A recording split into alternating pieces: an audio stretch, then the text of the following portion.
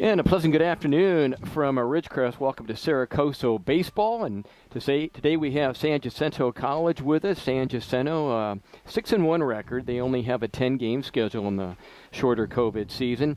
Jaden Jones will lead off, the second baseman. He has great numbers, a 400 hitter last time these two teams played. He was outstanding, takes high ball 1-0.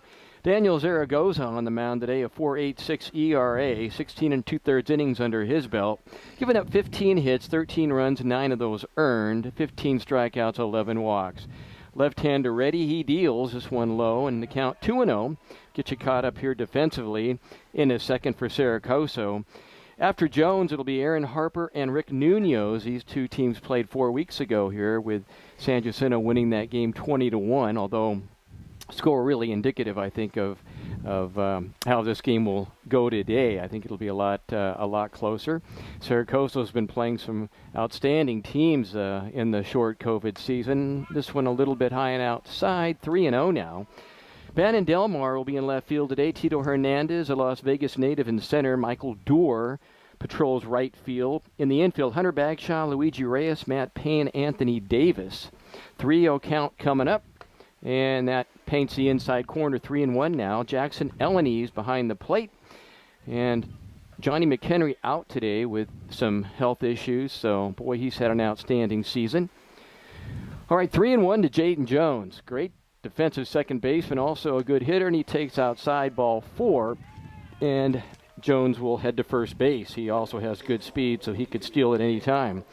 Yeah, you know, Tom, and this is indicative of the first meeting. You know, Mount San Jacinto put up a ton of runs, and if you look back, the Coyote pitchers walked 12, hit 3 guys, 4 wild pitches. So, you know, way too many free bases, and you start out today with a leadoff walk. Well, Lee did a great job wrapping up the game the other night as the opposing team, COS, marched about 11 runs after I left him here all alone. The first pitch is a breaking ball, strike 1. He didn't even have time to talk about his Twins at all. Thank God, the way it's going this year, Tom. And yeah, it was. If you liked offense, you should have been here Tuesday, because there were, I think it was like, I don't know, 50-some runs and about 60 hits. All right, the next pitch is low. Nice stop by Jackson Allen. He's Aaron Harper, 5'11" hitter.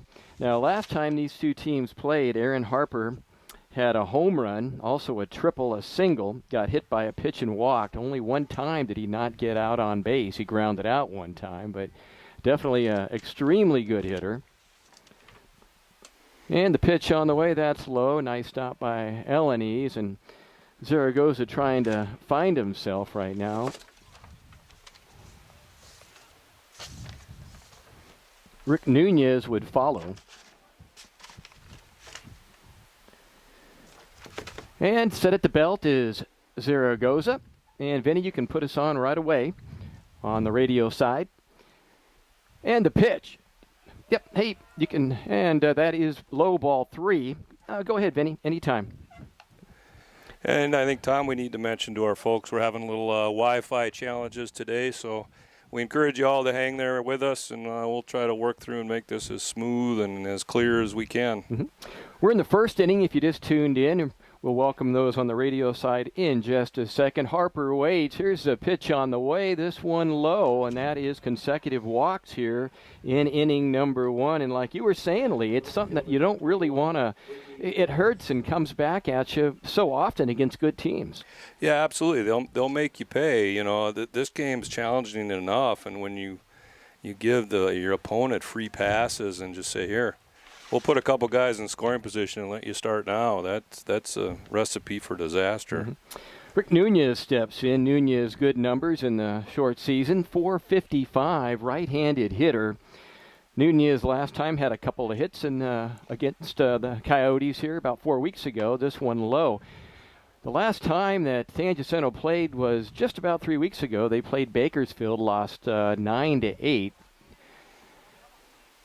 Cerro Coso played 2 days ago. They split a doubleheader with COS, 13-11 the first game. The Coyotes won that one. Second game went to the Giants of COS by a score of 20-8. Pitch on the way. That one catches the knees now, and the count now will even up. Had a ball and a strike. Tom Heck and Lee Johnson with you on this warm but very nice Thursday afternoon here in the middle of May. Yeah, and so far, Tom, Daniel Zaragoza, he's missing down with everything, which I guess if you're going to miss, I'd rather have you miss down. If you make a mistake, it's not hit over the fence if you're missing up. But, yeah, he's got to dial it in here pretty quick. Zaragoza ready. This one is hit behind us and ahead of the batter now at 1-2. Jaden Jones down at second base. Jaden out of Citrus Hill High School, a local product. And Aaron Harper over at first base. And at bat now is Rick Nunez, Eastville native, Roosevelt High School, Eastville, California. Look back at second for Daniel. Set at the belt, he deals. This one is hit hard. If it's fair trouble, and it's going to go foul by about 5 feet down the line. And Nunez just a little bit ahead of that on that off-speed pitch. Yeah, and the way that ball was going, Tom, that would have scored one easily, and Aaron Harper might have been able to come all the way around from first. That was going to go rattle around in the corner down there. So fortunate, good 6 feet in the favor of Daniel Zaragoza there. Daniel out of San Luis High School, which is below the Yuma area, part of the Yuma Unified School District. Yeah, so he's used to this temperature. Absolutely. Yuma, one of the hottest places on earth. Big breaking ball outside. In fact, I believe the Weather Channel said that Yuma is the hottest, most consistently hot place in the United States year after year. How's that for information? Yeah, that's good stuff. All right, 2 on, first inning. It's a good battle between Nunez and Zaragoza. He peers in, gets his sign. Quick look back at second. Now a look at first. Here it is. This one is strike 3 called on the inside corner. Nunez a little bit surprised on the call, but it looked pretty close to that inside part of the plate, Lee. Yeah, you can't stand around and look at that. I mean, early in the game, no one's real sure what the umpire's strike zone is quite yet, and that thing was close enough. You better at least wave at it, if nothing else. Here's Simon Rangel coming up, the cleanup hitter, 455 numbers for him, and he's also a very good pitcher. He can play different spots on the field. I believe he threw for a few innings last time these two teams met up. Zaragoza look back at second. This one catches the inside corner again, so batters are going to have to probably maybe take a step back off the plate. The way that, again, you have to go with how the umpire's calling things. Yeah, and so far he looks like, he likes it down low at the knees, not so pleased with the ones up high, so hopefully everybody's taking notes in the dugout there. And pitch coming up. Big bender way outside. Outfield of Bannon Delmar, Tito Hernandez, Michael Doerr left to right. Dimensions here, 402 to dead center field, and down each line, 320. Power alley's about 370 or so, give or take a few feet. 2 on, 1 out with Simon Rangel, the batter. Bats from the right side out of Temecula Valley High School in Temecula. He decides to adjust his gloves without even backing out of the box. All right, the pitch by Zaragoza, and that one is fouled off. I don't know if I've seen that before. I think he called time. Oh, Tom. did he? Okay. I think so, because I saw the umpire go, yeah, okay, you got time. But, yeah, you're right. Then he just stood there and he said, well, I'll just make my adjustments right here. Then I don't have to burn any extra energy taking a step backwards. And Daniel kind of just said, okay, no problem. Go ahead. Like, are we ready to go? Yeah. See something new every day. Yeah. All right. Head of the count is Daniel Zaragoza. A look at second. He deals. This one low, and again, another nice stop by Alanis. So the infield this afternoon, Hunter Bagshaw, Luigi Reyes, Matt Payne, Anthony Davis. Davis pretty much has been the guy at third base. Bagshaw has played a few spots. Matt Payne is another guy that is very versatile. He can play third, he can play first, he can at second today, and John McHenry unable to go with some issues. Well, and I see Luis Reyes is back, Tom. He another one hit real hard foul. foul. Yeah, he tweaked his ankle a little bit yesterday. In the end of the second game on Tuesday, but he's back in there today, and And McHenry's been playing so well, especially on the offense. So he plays both well defensively and offensively, but a switch hitter that's hit the ball very well at clutch times from both the right and left side. Yeah, absolutely. He's been a big part of this Coyotes lineup. And this one outside, backhanded by Jackson Ellenes. Boy, nice hands on that one. The count now full at 3-2. 3 balls, 2 strikes, 1 down, 2 on, first inning. And we'll see if Coach Mike Lonsdale puts the runners in motion here. Mm-hmm. And we welcome those that have tuned in on KLOA and Ridgecrest.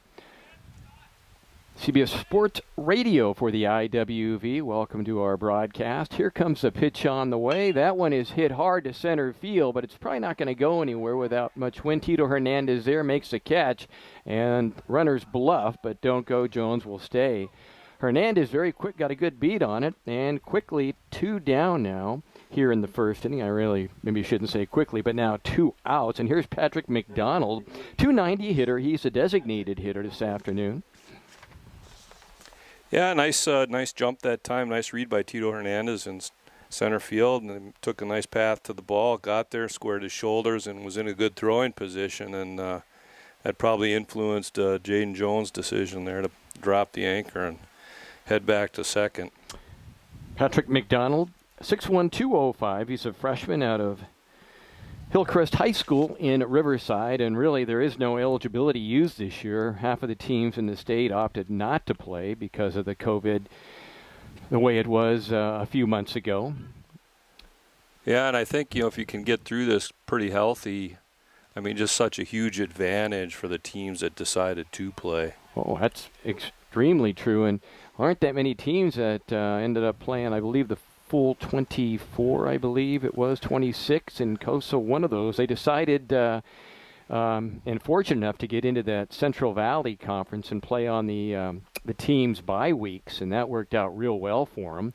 Not all the teams in the Central Valley are participating, but 4 of the ones that are really 4 of the top teams are. Yeah, absolutely. I mean, those 4 teams are, perennially just at the top or battling for the top.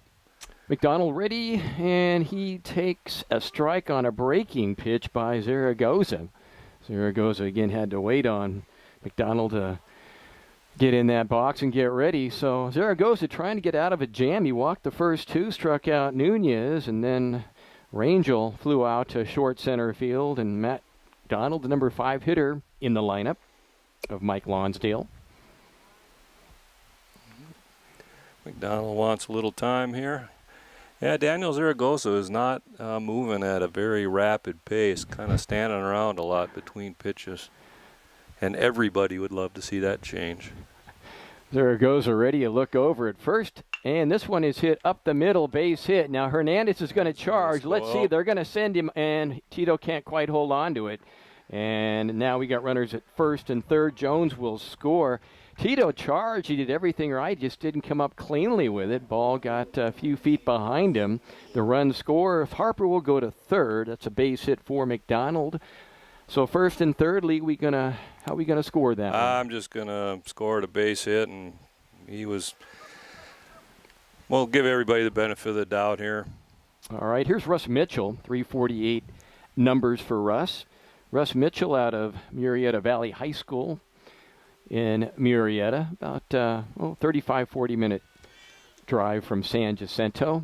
They have their own campus there in Murrieta now, San Jacinto. Yeah, I tell you, I was kind of surprised that Aaron Harper wasn't really on third to begin with. That ball, he should have been going right with the crack of the bat, and I don't know what he was doing. Last time the teams played, Mitchell was 1 for 3 with a couple of walks, scored a run. And the pitch, that one breaker high, and the count 2-0.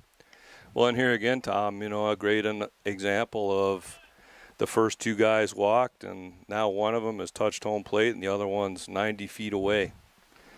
Top of the first inning. Good point. Lee Johnson, our analyst, technician, and many other things. Both his sons played baseball here at Cerro Coso, went on to 4-year careers, a swing and a miss by Russ Mitchell.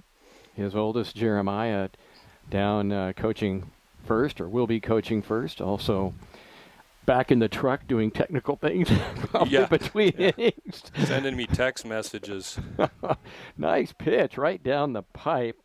Mitchell looks back, but from here that looked like about as good as you can get as far as location goes. Yeah, I mean, early read on this home plate umpires, he likes it down at the hollow of your knees, so you better be ready to swing. If it's down there, don't look at him and go, oh, that was low, because he doesn't think it is. Zaragoza peers in, gets his sign from Elanese. Runners at the corners, and now stepping out. Eating time is Russ Mitchell. 1-0 in favor of San Jacinto. Well, Daniel Zaragoza's thrown 30 pitches already. And they're going to keep that up in this hot weather. It's going to get to be a long day. Pitch on the way. That's outside, backhanded by Elanese. And now the count moves to full again, 3-2. It'll be full, so expect Patrick Mcdonald to be off with the pitch. First and third. Both guys pretty good speed out there. Harper at third. Mcdonald, as Lee said, probably leaving. They're not holding him on. He goes, and this one is hit foul to our right. And the battle remains between Russ Mitchell and Daniel Zaragoza here in the first inning.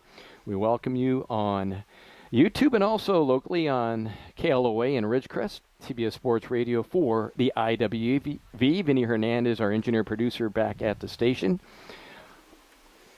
Omar, the czar of technician, our technician here with YouTube.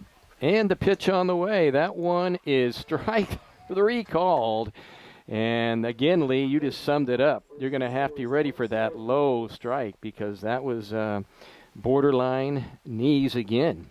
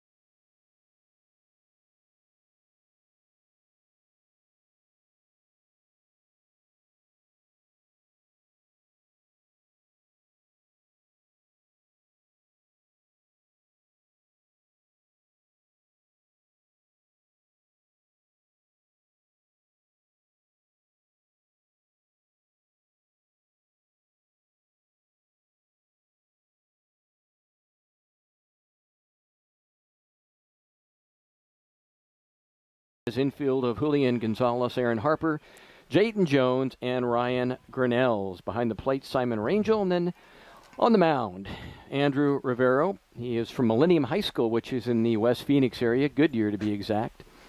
Right-handed pitcher, ready to go. Yeah, I think, Michael Dora's been kind of hitting in the 9-hole all year, and I'm excited to see him up here at the top of the order because he can swing it. Michael Dora takes ball one. Michael checks in with a .462 average. He's got 6 home runs. It's been a while since that number for a Coyote batter, this time a year, and this one hit foul down the line. And he mainly is, for power, mainly he goes as a pull hitter, but he can spray the ball, as we just saw. But most of his damage, the big damage, has been to right field, right center field. Yeah, when the pitchers have made a mistake and throwing that wampin zone on those lefties. Fastball, that one is outside. Ball one, where there are 2 balls and a strike. Tom Heck, Lee Johnson on this Thursday afternoon. Yep, getting out of work again, Tom. You're a fortunate man. Pitch on the way. That one misses. Well, it catches the corner on the outside part. So I'll retract that ball sign there and put it strike. 2-2 the count. Yeah, when you and I can see the ball come across the plate, Tom, it's usually not right over the plate. That's a good point. Pitch on the way. That one misses just outside the count. Full now. And if you look at center field, Eldon Bruce playing way over towards left center. More down the line is Russell Mitchell. So you've got a graveyard out in right center. Well, and Andrew Rivera is probably pitching Michael Dora away. And that one is hit to right field. So except that one. What he does best. And he pulls one that right field direction. Base hit. And here is Luigi Reyes. Reyes checks in with 5 home runs on the year, .339 hitter. He's got 17 RBIs and 21 hits. Had a real good game. He had 3 hits in that first game, and then tweaked the ankle a little bit. Yeah, I'm not quite sure what happened if he rolled it around the base there, but he came out right away, and it's good to see him back in the lineup today. Rivero ready. He deals. And nice slider. Misses a little bit low and outside. Ball one, 1-0. Michael Dora's got decent speed at first. He's taking a pretty healthy lead. Michael Dora, good athlete. Also a good tennis player. Good hand-eye coordination. Pitch on the way. That one in the dirt. Nice stop by Rangel. And the count now is 2-0. Yeah, don't want to be falling behind these first couple guys for Cerro Coso. Or it could be a long or maybe a short afternoon if you're on the mound. Anthony Davis would follow, then Danny Jimenez. Boy, Jimenez really swung the bat well the other day. 2-0 pitch, and that right down, maybe not. Right down the inside. Right down 3-0. Yeah, the other night, that second game against Sequoias, that Flavio Perez Jr. went 5 for 6. I mean, that's like, most guys don't get that many hits in an entire series in one game. I was like, this guy is on fire. Yeah, he was scrappy as could be. Well, he hit everything. Bottle whatever he had and take it out today. There's a strike, and the count now 3-1. That one right at the knees, straight on. 3-1. First inning, 1-0 San Jacinto. Last home game of the short COVID season for the Coyotes. Slightly open stance does Reyes have at the Dominican Republic. Runner goes, pitch on the way, and it's foul tip, I believe, so we'll have to reset, and Dora will return to first. Yeah, I couldn't tell if that just came off Simon Rangel's glove or if Luigi foul tipped it, but he must have foul tipped it. Must have had the ball off bat sound as opposed to the ball off leather sound. Long look in now for Rivero. They are holding Dora on at first. And Dora goes again. That one fouled away, so the battle will continue with Reyes and Andrew Rivero. Yeah, Michael Dora's like, hey, Luigi, it's hot out here. Do something. I'm tired of running to second and having to come back. Well, I'd be surprised if Andrew Rivera didn't turn over and throw it to first right here. That's twice in a row that Michael Dora's taken off. And let's see. Dora set at the belt. Out of the stretch, of course. And you're right. He threw over there, anticipating maybe a early departure by Michael Doerr. You and I have both seen our share of pickoffs in the games we've had. Yeah, which is, that's not a very common play, so I kind of feel blessed, Tom. We get to see those. All right, full count, first inning. And that one is hit hard to left center, down. and that's going to be extra bases. And let's see if that's enough to score Doerr now. Yep, they're going to send Doerr in. And going into second standing with a double is Luigi Reyes. That's RBI number 18 for him this season. Yeah, nice piece of hitting there that time by Luigi. He got a pitch he liked, drove it into the left center gap, and got credit for a run batted in. So we're evened up right away. Yeah, that looked like, from here, it looked just like a fastball that was just too much of the plate. And now here's AD out of Boron High School right down the road. Anthony with a .317 hit average. He's got 18 hits on the year. He's got 10 RBIs. He bats from the left side. Yeah, that's kind of the risk you take. You run that count full, and you got to throw it in there, and everybody knows it. So, pitch on the way. That one right down the pipe, in the count 0-1. Jimenez would follow. 1-1 our score. As Doerr was waved around, no hesitation. Yeah, and he took off with the pitch, right? Mm-hmm. So that absolutely helped him score all the way from first. This one's outside. 1 ball, 1 strike. Boy, look where Jaden Jones, he is a very good athlete, but he is leaving a lot of real estate open on that right side. Yeah, they must. The Eagles must be pitching these lefties away, down and away. So defensively, they're playing it that way. Pitch coming, and that catches the corner. Boy, good location. That was a nice pitch. Almost unhittable on that one. Yeah, off speed that backdoored him. 1 ball, 2 strikes. Yeah. Yeah, which is smart by the Eagles because they'll shift this way. They're pitching them outside, and if Anthony here tries to pull it, he's just going to roll over on it and hit a weak ground ball somewhere. All right, pitch coming up. Here it is. That one low. Nice stop.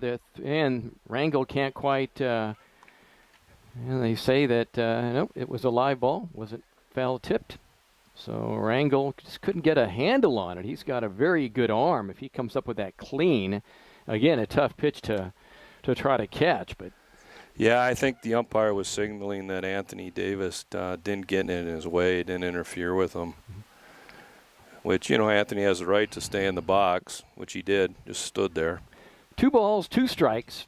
Set at the belt, Rivero. Infield back early on. Pitch on the way. That one swung on and missed, but they're going to have to throw the ball to first. And they do, but not on the base is Grenell. So a strikeout. But that'll be a pass ball, I believe, charged to Rangel.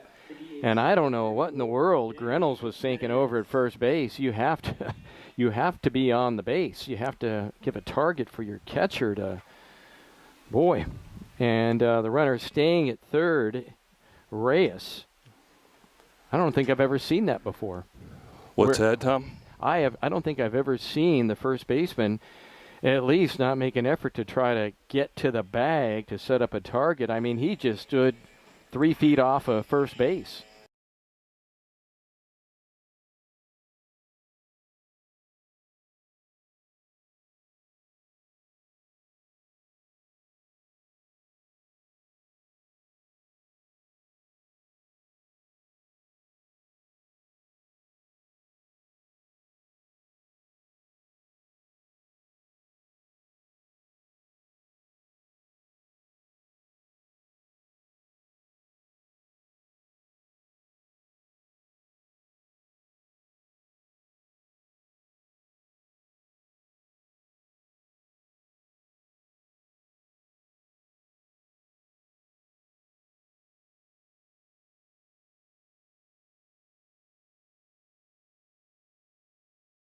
This year.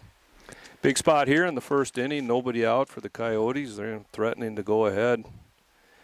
And Eagles are going to play back. They'll take the double play and concede the run. It's way too early. Jimenez out of Las Vegas High School.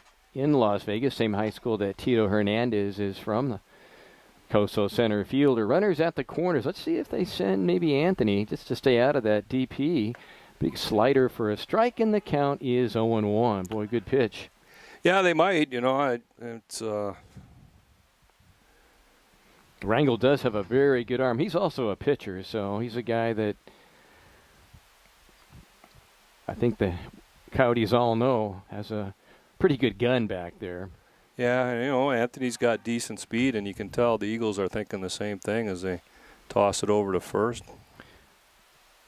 But you're right, Lee, it's getting a wee bit warm out there the longer you got guys out there, and that may tell a tale later on, although. Yeah, they're young. Yeah, that's true. There you go. First and third, nobody out. 1-1, and strike That's two a nice call. pitch. Boy, just froze Jimenez fastball at the knees. Boy, that nice. was a real nice pitch. It'll be interesting to see what he does now. I mean, he's throwing him 2 fastballs on that lower outside corner. We'll see if he goes back to that or if he tries something else. Jimenez ready to go. Quick look over at third. He deals. That one in the dirt. Nice stop again by Simon Rangel. He right there in the knees to block it. He knew right away it was outside and got in position to knock it down. That's what good catchers do. Didn't try to backhand it or just. Yeah, absolutely. And he controls the block, so Anthony Davis doesn't have a chance to go anywhere because he's in total control of where that ball is. There goes Anthony. Yep, he goes, and that one hit up the middle, so you stay out of the DP. Throw to first is in time, so nice job getting down there. That would have been an easy double play as that ball was hit right to Harper, who was playing towards the bag, and Harper thought about going to second, but Davis had just got there. So 2-1 now. They cash in that mistake on the pass ball that ended up costing San Jacinto a base runner because they couldn't get the put out at first. Yeah, I think Luigi would have scored nonetheless, but we would have had 2 outs here instead of just 1 out. Mm-hmm. Hunter Bagshaw steps in, .333 hitter, takes a strike in the count 0-1. Hunter playing third base this game. He's also played first base. Bagshaw with 16 hits on the year, 13 RBIs. Right-handed hitter out of the Mesa, Arizona area. And the pitch. Another big slider, maybe a little bit of a drop, that 2-seam ball that can sink in a hurry that a lot of players are using this day and age, a lot of pitchers. Yeah, and it looks like maybe Andrew Rivera is starting to settle down a little bit and finding his command. Pitch coming, and that one popped up. That could be trouble, though. Out in short right field, calling everybody off, is Rick Nunez. Nice job by Nunez to take control. You could see the light in his glasses from the sun. Man, it is bright out there. So that is the second out of the inning. And now here's Matt Payne, the second baseman, coming up. Matt's also played third base this year. 15 RBIs for Matt, hitting .214.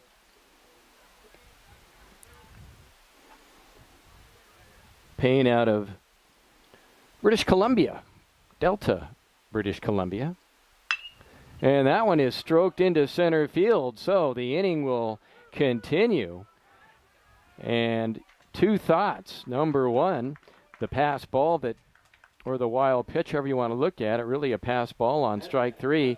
And then good coaching by the Coyotes, Coach Scott, by sending the runner, Anthony Davis, to stay out of the double play, prolongs things. Yeah, absolutely. And, they would have been out of the inning on that last fly ball out had they not, kind of missed the drop third strike there. So here's Bannon Delmar, .444 hitter, 9 RBIs. Right-handed batter. And the pitch. That one popped up. Short left field.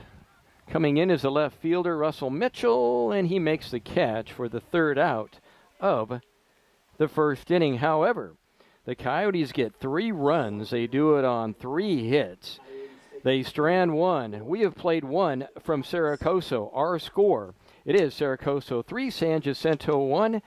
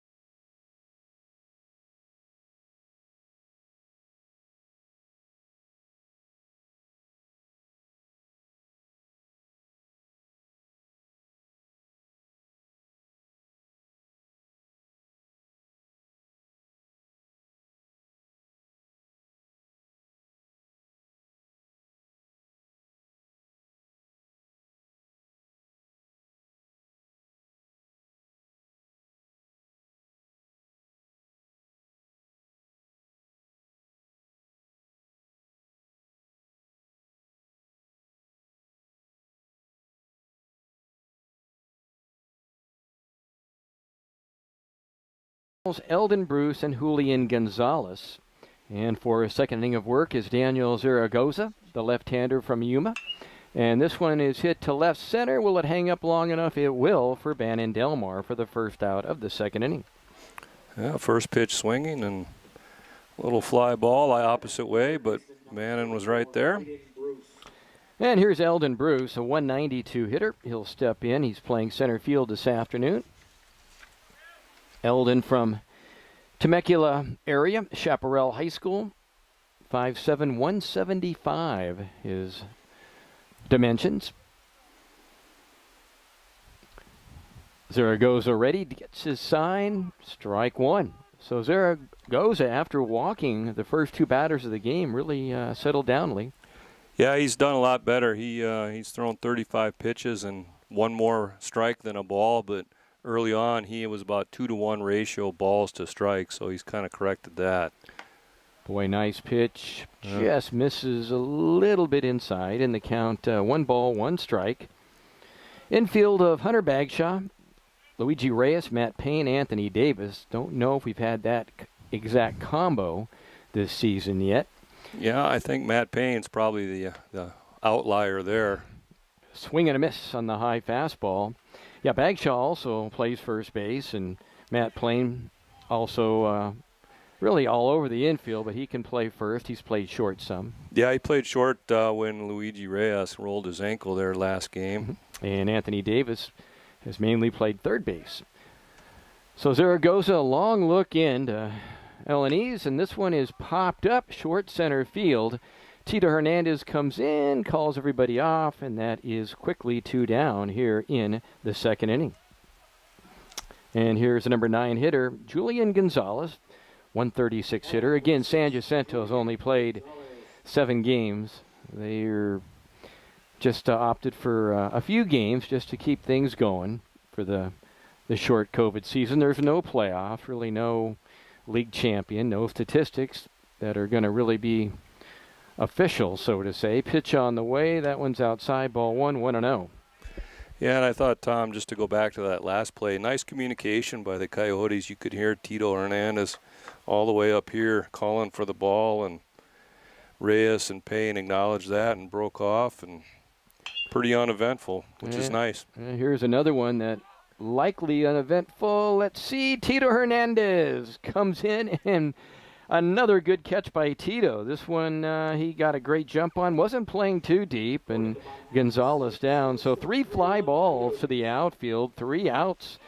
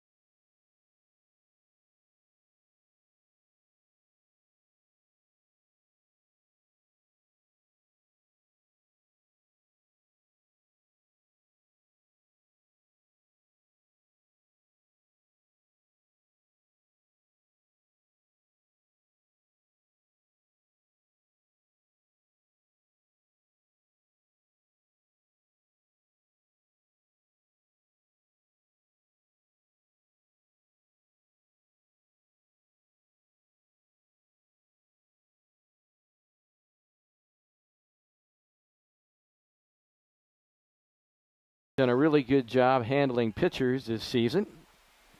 He's got 7 RBIs on the season. Bats from the right side. Elanese is out of Laredo, Texas. And the pitch. Outside ball 1. A lot of diversity of the roster for the Coyotes. Yeah, it's good to see, get some guys to come in here. And next pitch misses. 2-0 the count. Yeah, we've got British Columbia. Several from Puerto Rico. Looks like 2 from Texas. And the pitch. That one fouled at the plate. 2-1. Needles and Bullhead City. Oh, there you go. Good old Needles. So everyone is used to some heat.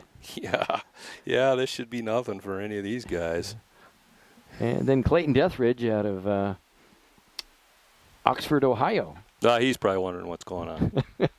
Here's the pitch. That one rolled down to first, and the pitcher will cover. And on the play, it'll go 3-1 for the first out of the second inning. And here is Tito Hernandez, who back in the everyday starting lineup. 257 hitter, 9 for 35, and 7 RBIs. And Lee, Tito, very good defensive outfielder. Yeah, he does a nice job. I like he's got a very good first step. I like his reads. He runs very efficient routes, and if you got a good first step and you can run a route, you can cover a lot of ground out there, and he's proven that several times. All right, peering in, getting his sign is the big right-hander. This one rolled down past third. Boy, seeing eyes, and with Tito's speed, he'll be at second base. With a dive, he'll get there easily. A double for Tito, and that thing just was a seeing eye double, kind of squirted away from Julian Hernandez. Yeah, it was right down the line and just hugged the base. And boy, he was flying around first base. Yeah, I think he was thinking double right out of the box. He thought, I can outrun that, and he did. Well, I'd like to see him and Ohtani from the Angels in a head-to-head race. I think Ohtani's got a little bit bigger stride. He's probably got an advantage there, Tom. He covers 7 feet with every step instead of 2. Yeah, that would be true. Boy, what an all-around great athlete he is. Here's the pitch on the way. How many guys can, throw 6 or 7 great innings, come up and hit a couple home runs, and then outrun everybody? Yeah, I know. That's not fair, right? I'd have just liked to have one of those. All right, Michael Doerr, 1 for 1, scored a run, came around in that first inning, got his 25th hit.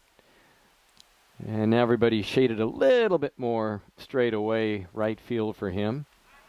And they send Tito back when Rivero steps off the mound. 3-1 Coyotes, second inning from the dog yard in Ridgecrest. Tom Heck with Lee Johnson in a cast of thousands. Or hundreds anyway. We're getting a lot of help here, Tom. A lot of comments. And this one just outside. Well, let's just hope that we don't fry any electricity or do anything that might start a fire. Yeah, it's always a good thing, I guess. It's a priority for us. Michael Doerr waits. He's 2-0 count. He's very patient. He's not a guy to go swinging after stuff that's not in the zone. And this one just catches the outside corner. It's 2-1. So he was taken all the way. Yeah, absolutely. You're going to make him throw you a strike here. And Michael was able to work himself into a hitter's count his first at bat and then got that nice single through the 3-4 hole. Doerr waits from northern Nevada. And the pitch on the way, that one outside. Nice stop by Rangel. And the count 3-1. As I've mentioned a few times, Michael from that Reno area also played some high school tennis. Slightly open stance. 6 home runs. Leads the team in that department. Yeah, he definitely taken advantage of that right field short porch. And that one hit opposite way to left field and out of play. And I mean short porch figuratively because it's the same dimensions at left field, but when the old wind kicks up here, the prevailing winds turn that 320 into about a 230, it seems. Yeah, I remember some memorable occasions here with that wind and home run derby. 3-2 the count. Yeah, athletic director digging in his pockets for baseball money. Yeah, that's outside, ball 4. So that is the first walk issued. Luigi Reyes. So runners now at first and second with 1 out. Here's Reyes, who has a tendency just to, when you think he's down in the count, or he comes back and does damage. He's a great 2-strike hitter, a double his first time up today with 2 strikes on him. Out of the Dominican Republic, great hands. Rivero peers in, gets his sign from Rangel, and the pitch. And that's inside. Took something off that, and I think Luigi was trying to widen out there and get that one to glance off his pant leg, but didn't quite make it. On deck is Anthony Davis. Reyes bats 2 in the lineup of head coach Justice Scott in year number 6 here at Cerro Coso. Done a great job with the program. Quick look back at Tito. Rivero already deals. That one's a strike. Good slider, boy. Good left to right break on it. Yeah, that was a nice pitch. Yeah, and Luigi's smart. He just looked at it. He's like, okay, it's early in the count. I don't need to do anything with that. Reyes waits. Rivero ready. Look back at Tito. Here it is. And this one hit foul down third base way and out of play. Well, Lee, over the years, and I've mentioned it a few times, when it comes to balls getting hit over dugouts, there's nothing like the days over at Rio Hondo College when we were part of that Foothill Conference, and you hit the ball over that first base dugout and it went into Rose Hill Cemetery. I think that is the best thing ever, Tom. Right in the garden too. I mean, it usually caught roses when it went in there. Yeah, even better. And the pitch on the way low. Nice stop again by Simon Rangel. And count now to 2 balls and 2 strikes on Luigi. Yeah, you probably got to pay some kids a little bit more than bubblegum to go digging around in the thorns in the cemetery. And then if you hit it over the third base dugout, it would go into Workman Mill Avenue. Which was probably the busiest street in town. Which was a very busy street. Pitch on the way, and that one swung on and missed, and that was an off speed and a little bit out of the zone. Yep. Nice pitch that time by Rivera. He threw that slider, and no way. I mean, Luigi had to swing at it, but there's no way he was going to touch that thing, even with a fungal bat. He wouldn't have hit it. Here's Davis. Davis, a very good contact hitter. You and I have seen him just so casually swing and hit the ball up the middle and just barely reach the grass when the ball lands, but hit it, like you say, where they ain't. Yeah, and Anthony's really, I think, developed into a real solid player. When he first came up. And that one is hit down to first. Nice, it's going to be a foot race to first and safe. And now coming to the plate is Hernandez, and he is safe. Wow. Bang, bang. Goodness. So the play at first, it was a foot race between Davis and the pitcher Rivero trying to cover. The ball was hit wide of Grinnell's, and Rivero did everything right. He got there pretty quick, but Davis just beat him, and Tito just kept going. So the Coyotes maybe steal a run there. Yeah, absolutely. I mean, just kind of an infield single when all is said and done, and close play at first, and unfortunately, Rivera, the pitcher who was covering, kind of waited for the umpire to make his call, and Tito Hernandez wasn't waiting for anything. He's like, I'm scoring. All right, runners at first and second with 2 outs, and this one low. Nice stop again by Rangel. Now, if you're Rivero, you've really got to concentrate now. You got to be thinking, man, what else could go wrong here early for me? Again, he wasn't slow getting to first base. He wasn't late in covering. Yeah. That just, Anthony Davis just a real good 90 and beat it out. And the only mistake I would say Rivera made was he kind of stood there and looked at the umpire, assuming he maybe got the out, and just that little bit of hesitation was all Tito Hernandez needed to slide in under the tag at home. Jimenez has a 2-0 count in his favor. 0 for 1 today, grounded out to short back in the first inning. 4 runs for the Coyotes here. 3 in the first, 1 now in the second. 4-1 the lead. And the pitch. That one is hit hard, but it's right at Aaron Harper. Boy, he hit that straight on, but Harper in the right spot at the right time. However, the Coyotes come up with another run. Great base running by Tito Hernandez. He had that single.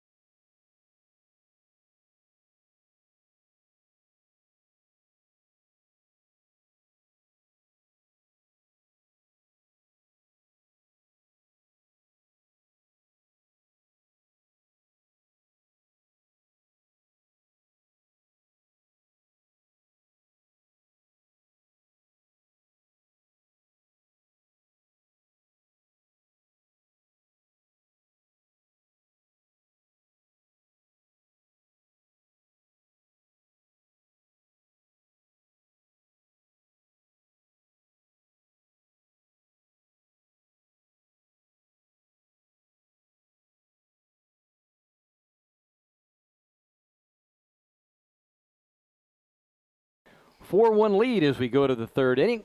Tom Heck, Lee Johnson on this warm afternoon. Vinny Hernandez, our engineer producer, back at the station. Omar on the stream camera.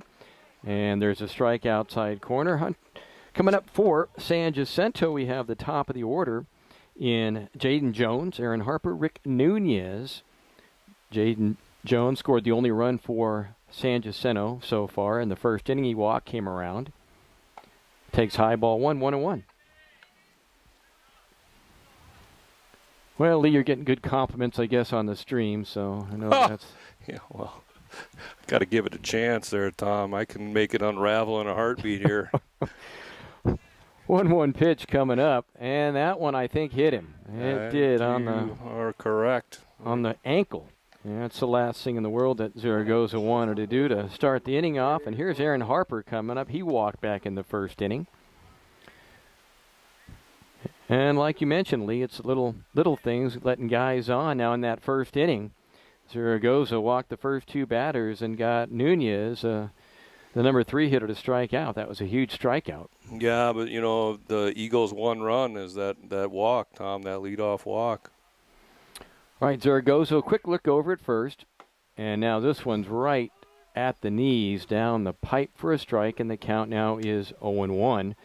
Harper, a 5'11" hitter, and as I mentioned, the last time these two teams played, he had a home run, and he had 4 hits that day. The pitch. That one swung on and missed. Change up that time. Yeah, he took stuff off, and you know, it seems at this level, a lot of guys definitely can hit the fastball. Fewer can really do a lot of damage with the good changeup type stuff off speed. Yeah, well, you know, and it's if you got a pitcher that can actually throw that changeup consistently in the zone, what a weapon. All right, Harper waits. And now backs out, gets some time. But I look at his numbers the last time these two played. He scored 3 runs. A home run, a triple. He was just one thing shy of the cycle. He needed a double. Oh, really? He walked twice and got hit by a pitch. He was only not on base once in 7 trips. That's a pretty good day. That's a pretty good day. Probably slept pretty good on the way home. And the count now 1-2. Well, that was kind of like last Tuesday there, Tom, in that Giants, that second game. One of the Valdez boys there, he was, I think, a home run away from the cycle or a triple or something. He had like a couple doubles, a home run. He was killing it. Boy, struck him out off speed, and down goes Harper, a guy that doesn't go down much. And here's Rick Nunez. Now, here's the other thing, Lee. And again, last time these two teams played, San Jacinto did a lot of damage with the bats. We threw a lot of walks and things. They probably hit more off machines and batting cage and other things. And, and that can be kind of tough now. You got live arms at you. Yeah, absolutely. I mean, it's a whole different ball game, as compared to batting practice when they're throwing them right in there at 60 miles an hour. First pitch, ball one, off speed again to Rick Nunez. Struck out his first time at bat. 455 are his numbers in brief at bats during the season. 4-1 Coyotes. They've managed a little bit of everything to get the 4 runs. And this one hit to right field. Easy play there. Coming in is Mike Dorr. Shades the eyes, and bluffing going to second is Jones, but he'll put on the brakes and go back. So 2 down now. Probably a good decision. The catcher, number 8, Simon Rangel. And here's Simon Rangel coming up. He flew out to center field back in inning number 1. What's Zaragoza's pitch count? Is he pretty economical? He's at 49. Yeah, he did a nice job last inning. I mean, he threw about 33 pitches that first inning, but he only threw about 7 last inning. So this will be his 50th pitch coming up here, and he's righted. I mean, he's got more strikes than balls by a couple, but it's way better than it was. This one in the dirt, and Ellen East does a smart thing and not throwing it down to second base. Good stop on a ball that was headed for the backstop. Yeah, there was Jaden Jones was off the minute that thing hit the ground. Jones with very good speed at second base. And Rangel catching, also pitches. Right-handed batter.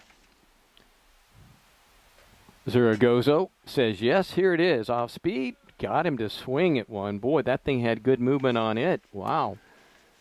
Yeah, if Daniel Zaragoza can keep throwing that changeup around the zone, that's going to be a great weapon for him, and he'll just keep guys off balance all day long.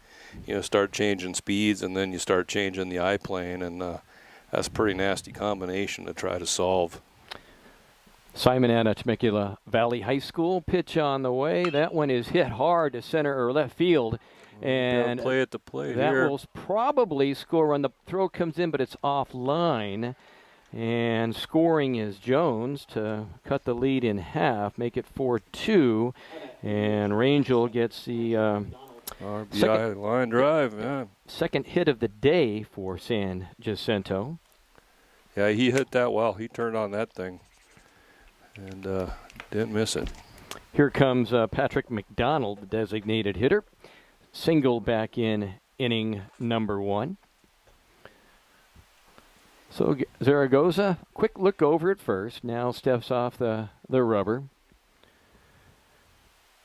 Bannon Delmar, Tito Hernandez, Michael Dorr left to right in the outfield. Bagshaw, Reyes, Payne, Davis, third to first in the infield. Elenese, the catcher. This one low. And outside, ball 1.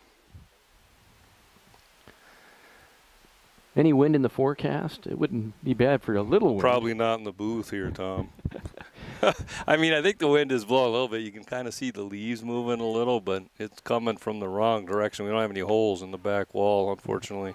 Boy, nice pitch right down the pipe, and the count 1 ball, 1 strike. Well, usually we're glad there's no wind coming in here. Not today. Yeah, usually we don't advocate or advertise for the wind, but here's the pitch. That one, wow. Big breaking ball that kind of buckled the knees there of Patrick McDonald just a little bit. That almost looked like one of those palm balls. But nobody throws that I think anymore. Those were outlawed at the turn of the century. Oh, 1-2 the count. And the pitch, this one in the dirt. That one maybe slipped out of his hands, came from the side. And the count evens up at 2 balls and 2 strikes. Third inning, 4-2 now. Cerro Coso leading. They scored 3 in the first, 1 in the second. Some timely hits and a couple breaks. Yeah, absolutely. All right, Zaragoza ready. I think here's a little interesting observation for you after this pitch. And that one barely missed, just a little bit. So Jaden Jones, the leadoff guy for the Eagles, has been on base twice and scored both runs for the Eagles. And he reached on a walk and a hit by pitch. Just like you. I mean, just give it to him for free, and you're playing with fire. And they're not holding Rangel on, and that one hits him. And so Mcdonald, with 2 strikes on him, gets hit. And first and second, here's Russ Mitchell, who struck out back in the first inning. Mitchell comes in, again, limited opportunities. Team's only played 7 games, but hitting .348. I think Mount San Jacinto, they got some pretty big guys. I mean, solid looking, well over 6 foot, and they're put together. If they know where the weight room is, it looks like. And COS, not quite the same build in nature. A lot of real. Yeah, there are a lot of fast guys. I see, and I think that running game for Sequoias is a big part of their game. Boy, another breaking pitch hits the inside corner for a strike in the count 0-1. So Zaragoza has done a good job getting ahead of most hitters, but the few that he did not, San Jacinto cashed in. All right, he's set at the belt. The native of Yuma looks in. Here it is. This one is a little dribbler down towards shortstop. Reyes is going to have to hurry, and it gets away from Davis, and San Jacinto will score a run. And Reyes had to hurry. It just didn't have much on it. And Mitchell, who runs pretty decent, it looks like, able to get there, and the ball went off the glove of A.D. How are we going to score that? I'm going to give that an infield on the hit, and then I'm going to give it a fielding error on the third baseman there to allow the run to score. All right, and that'll send Mcdonald to third. And now he just plunked Grinal's. Ooh, ouch, on the first pitch. Again, these are breaking pitches. These aren't big, going for the chin music at all, but wow. So that'll move everybody to where everything's occupied. Yep, no room at the end anymore. To put it at its finest. Well, and all this with 2 outs as well. Mm-hmm. They could have gone out of the inning without giving up a run, and here we go. Here's Eldon Bruce coming up. Eldon, a 192 hitter. Popped out to short center field. Tito Hernandez back in the second inning. So now we got a 1-run game, and the base is loaded for San Jacinto. 2 hit-by pitches and a slow infield roller. Zaragoza ready and off speed, hits the outside corner. Yeah, nice pitch. Yep. Nice, soft. Little backdoor breaking ball there that looks about 2 feet outside. At the last minute, it touches the black on the outside corner, and Aiden Bruce can't do anything with that other than tip his cap to Daniel Zaragoza. Pitch coming up. That one is popped up foul ground. And last time the two teams played, Bruce, as I look at was hit by a pitch actually. Flew out twice and grounded out to short. Walked once, on base twice, also on a fielder's choice. So wasn't a big part of the hit parade last time. Yeah, getting on base though, whatever it takes. Eldon waits. Here comes Zaragoza. This one outside. Went fastball, backhanded there by Elanese. Yeah, Daniel Zaragoza's in a good spot here. He's got him down 1 ball and 2 strikes. And but you can't take a deep breath here and just try to coax one over. He's got to go after him. Outfield straight away and fairly shallow. And the 1-2 pitch. That one is hit foul right side out of play. And the count remains at 1-2. Bruce is the 8th man to bat in the inning. Julian Gonzalez would follow in the 9th spot should Bruce get on here. Yeah, kind of a pivotal point, early in the game here, Tom. I mean, Coyotes either walk off the field with a one-run lead or they're looking uphill. Long look in now for Zaragoza. Gets his sign from Ellen East. And the pitch. A swing and a foul tip. Caught and inning over. So a big strikeout with 3 people on. And the Coyotes will preserve a 1-run lead as we go into the bottom of the 3rd inning. In that 3rd inning,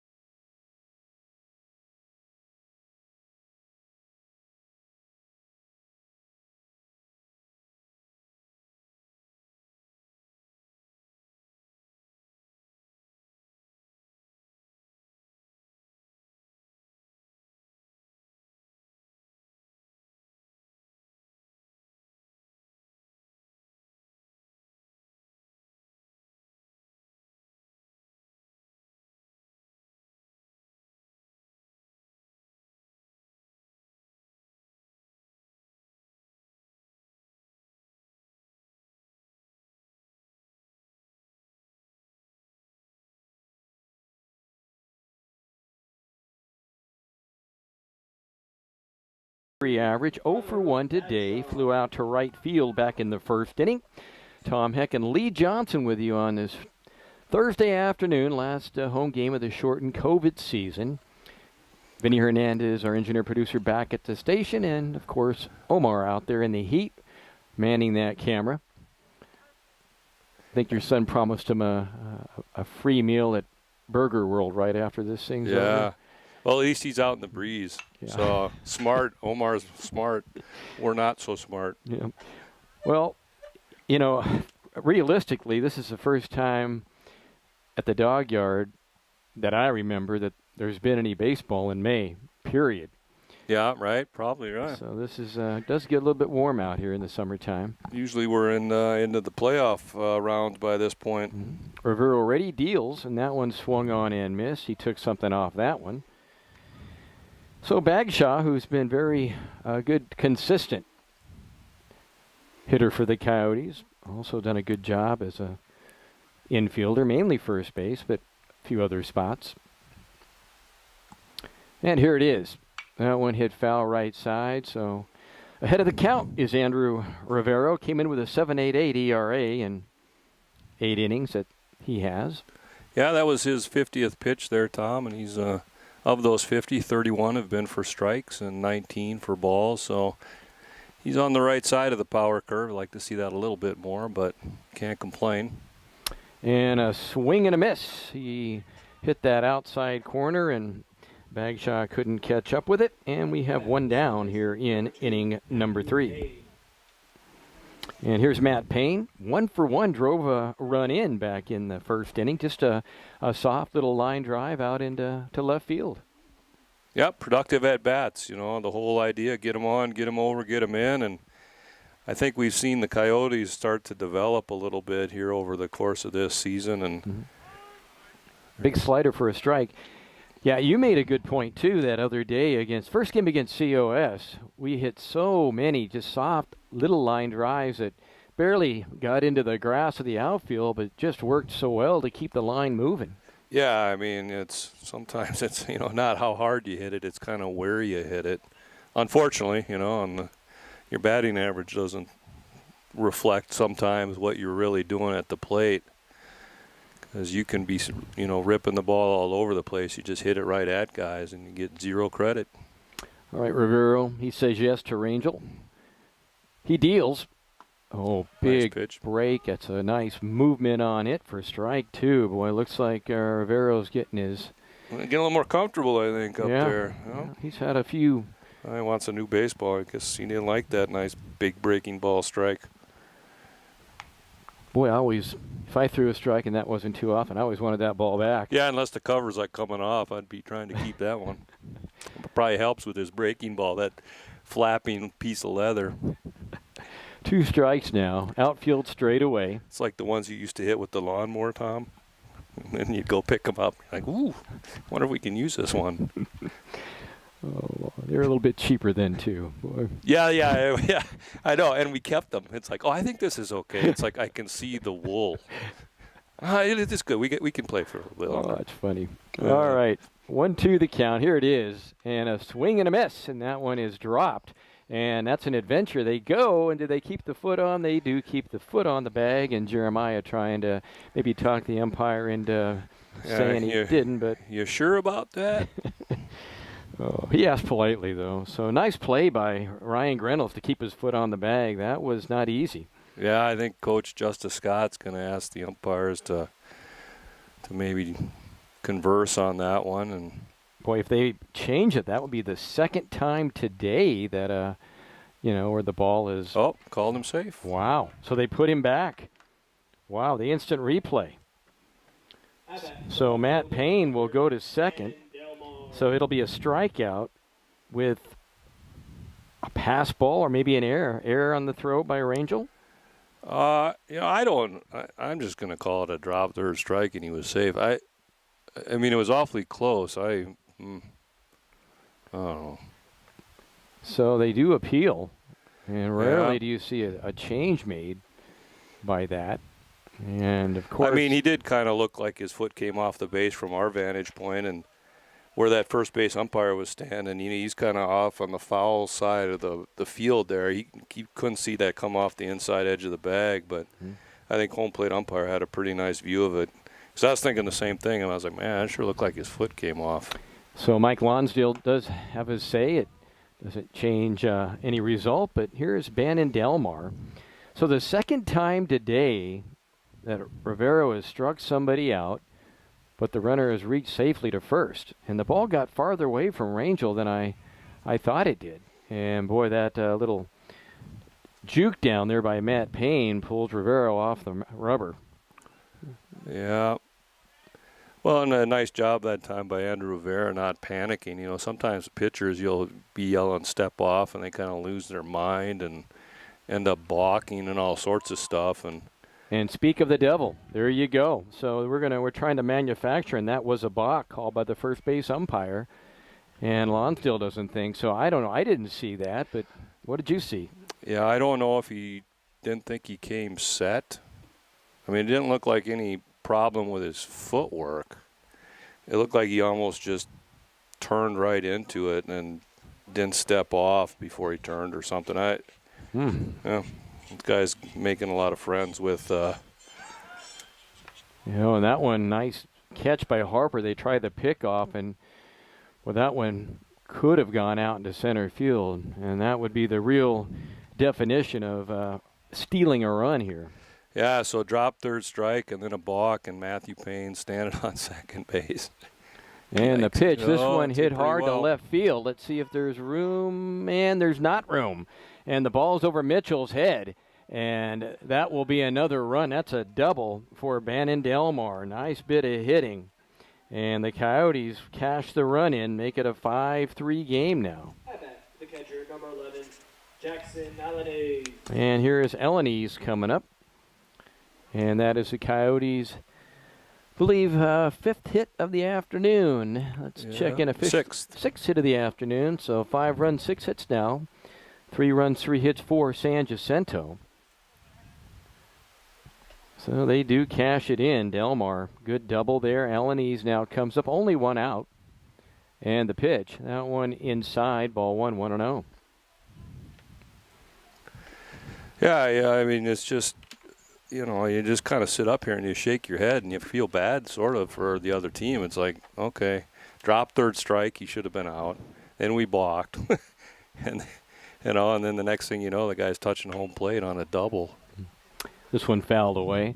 Well, that last shot by Delmar, I didn't think it had quite that much giddy-up on it. Well, I didn't either. I thought Russell Mitchell had a play on it. I mean, I was like, okay, he's tracking that, and then all of a sudden he just pulled up. I don't know if he thought he was getting on the fence or what, because I'm like, what are you stopping for? And then it didn't go over his head by a whole heck of a lot, and it hit right at the base of the fence, so it's not like it was way up there. Hit down to short. Long throw, a good throw. Nice job by Harper to retire Elleny's on the play.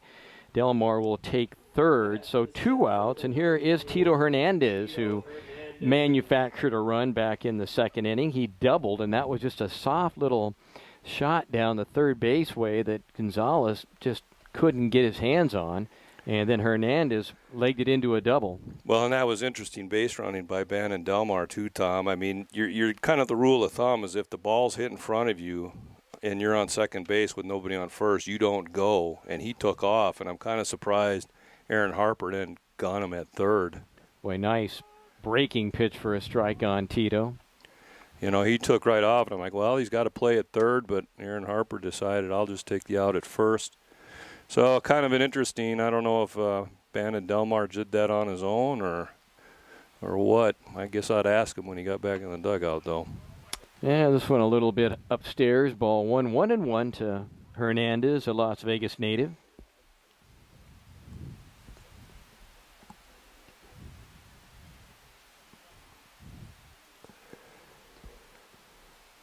Rivero peers in. Quick look over at third. And the right-hander deals, and this one swung on, and I think he hit that on the backswing. Yeah, good cut, though. He was really going for the downs on that one. Yeah, I'm not going to get cheated. Well, Tom, at this pace, we're going to be here tonight late. We're at the hour and 16 already, and we're still in the third inning, so I'm not a math whiz, but that's like almost 4 hours the way I added up. And the pitch, this one is hit to left field, but that is right at Russell Mitchell, and he makes the catch for the third out of the inning. However, the Coyotes do come up with a run, and on that drop third strike, a balk, and the double by Delmar. 3 in the books from Ridgecrest. Our score now, Cerro Coso 5, San Jacinto 3, back.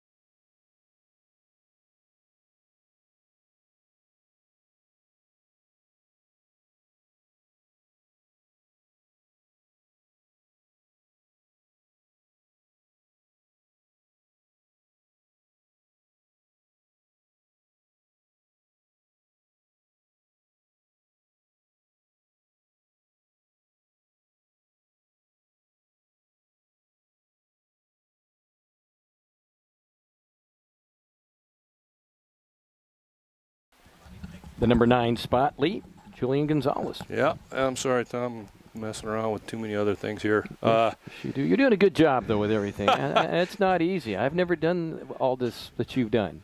Yeah, and first pitch catches the outside corner for strike 1. Gonzalez flew out his first at bat to left field, Bandit Delmar. Nick Perez looks like he's maybe in a little bit better rhythm here right off the bat. Next pitch misses up. And that evens the count at 11. 1 ball and 1 strike on Julian Gonzalez.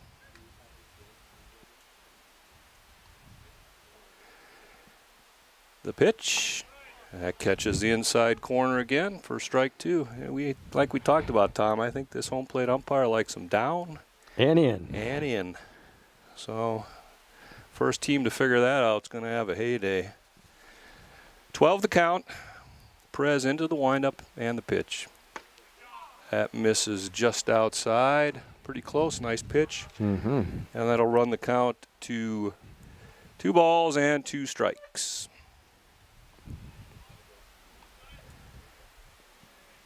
Defense playing Gonzalez straight up. 2-2 pitch is chopped foul out of play over into the third base dugout. Pitching coach Ryan Contrell was off the bucket quick. Made a nice play over there. Saved a couple lives, I think. Oh, that's funny. 22 the count. Perez's pitch. That misses down and away. And Julian Gonzalez works the count full. 3 balls, 2 strikes. And last thing we need to do here, if you're a Coyotes fan, is put the leadoff guy on for free, because we've seen how that's worked out so far. 3-2 pitch by Perez. That misses up and away. And there we go.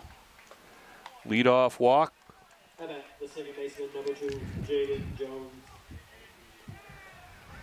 And stepping up to the plate now is the leadoff hitter for Mount San Jacinto, Jaden Jones. Jaden's been on twice. He's walked, was hit by a pitch. He scored a couple runs. So just get on base any way you can, and you never know what happens. Yeah, he is beyond fast, though. Probably the fastest guy. He and Tito on the field today, Hernandez. Yeah. First pitch catches the outside corner. Nice job by Nick Perez getting ahead of Jaden Jones. Julian Gonzalez has a pretty moderate lead at first. Perez checks over on him. Comes set. And the pitch. Big swing and a miss on a ball. He walked that thing up the ladder that time, and Jaden Jones swung right through it. So Nick Perez gets ahead. No balls and 2 strikes. We'll see what the Eagles do here if they put Julian Gonzalez in motion. Got a decent lead. Now we're going to call time.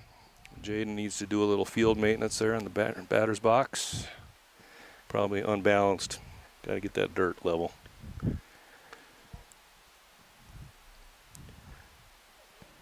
No balls, 2 strikes the count. And the pitch.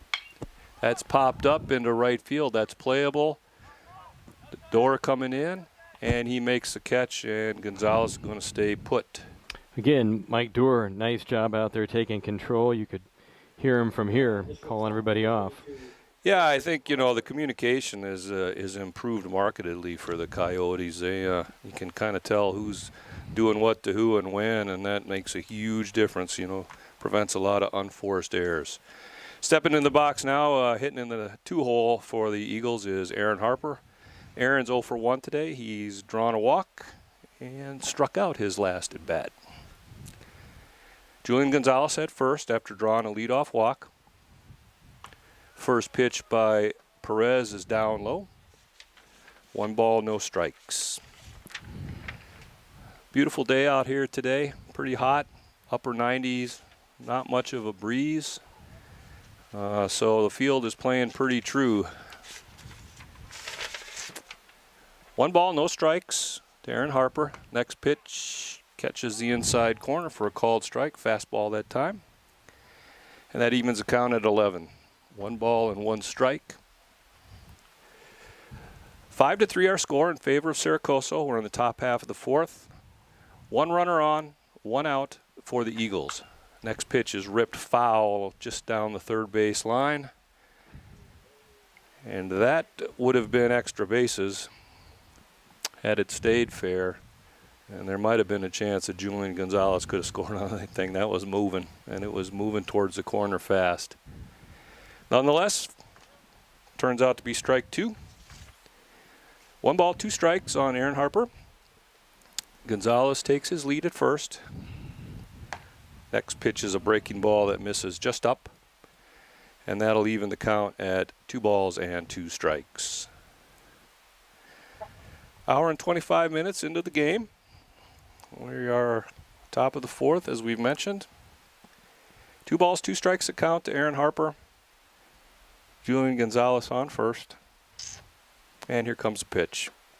Called strike 3 on a nice fastball that caught the outside corner. Oh, and that thing had a little bit of movement, too, at the end of that. My, that was a nasty-looking pitch. Yeah, it kind of froze Aaron Harper up there a little bit, and then not much he's going to do with that. Well, that's twice now Harper struck out. And, again, going back 4 weeks ago, Harper was like King Kong out here. He just pounded everything. And stepping up to the plate now is Ricky Nunez, hitting in the 3-hole for Mount San Jacinto, the right fielder. Ricky is 0 for 2 with a strikeout and flew out to right field his last at bat. Perez tosses the ball over to first, checking on Gonzalez. He's back easily, head first. Might see if Mount San Jacinto puts Gonzalez in motion here with 2 strikes. You got your 3-hitter at the plate. He has to come back up again. That wouldn't break his heart. Takes a first pitch breaking ball for a called strike. Well, good locations by the right-hander Perez. Yeah, he's doing a nice job hitting his spots. And I think if I'm Mount San Jacinto, I'm sending Gonzalez right now. 0-1 pitch. I think I'm going to get another breaking ball that might be bouncing around, and if I got to bring my 3-hitter back up next inning, that's okay. They don't go, though. And it was a breaking ball. It was low. And it was a good pitch to run on. Yep, absolutely. But we don't get paid to coach, do we, Tom? And we just get paid to describe what we see. 1 ball, 1 strike to Ricky Nunez. 2 men in the mud. Next pitch, check swing, and that's a called strike. Another nice breaking ball by Nick Perez. Nick's been throwing that breaking ball quite a bit, and he's been able to throw it for a strike, which, you know, makes him a whole lot more effective, that's for sure. 1 ball, 2 strikes to count. Next pitch is up and in. Buzzes the tower on that one. And that'll even the count at 2 balls and 2 strikes.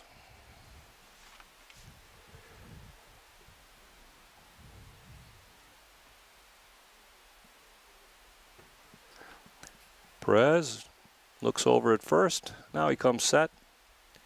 Next pitch, big swing and a miss on a breaking ball. So that will do it.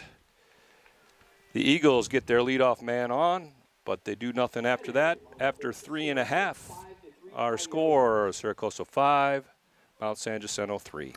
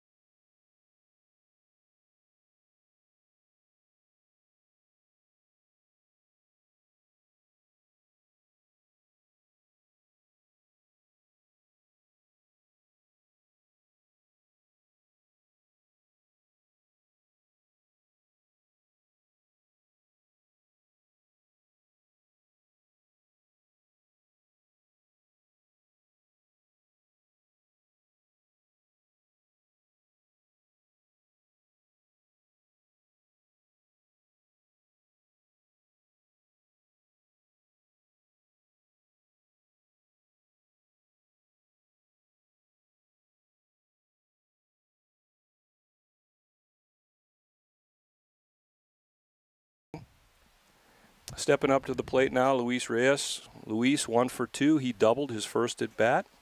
Scored a run. Has an RBI to his credit today. Getting right into the teeth of the Coyotes' order here. Yep, AD to follow.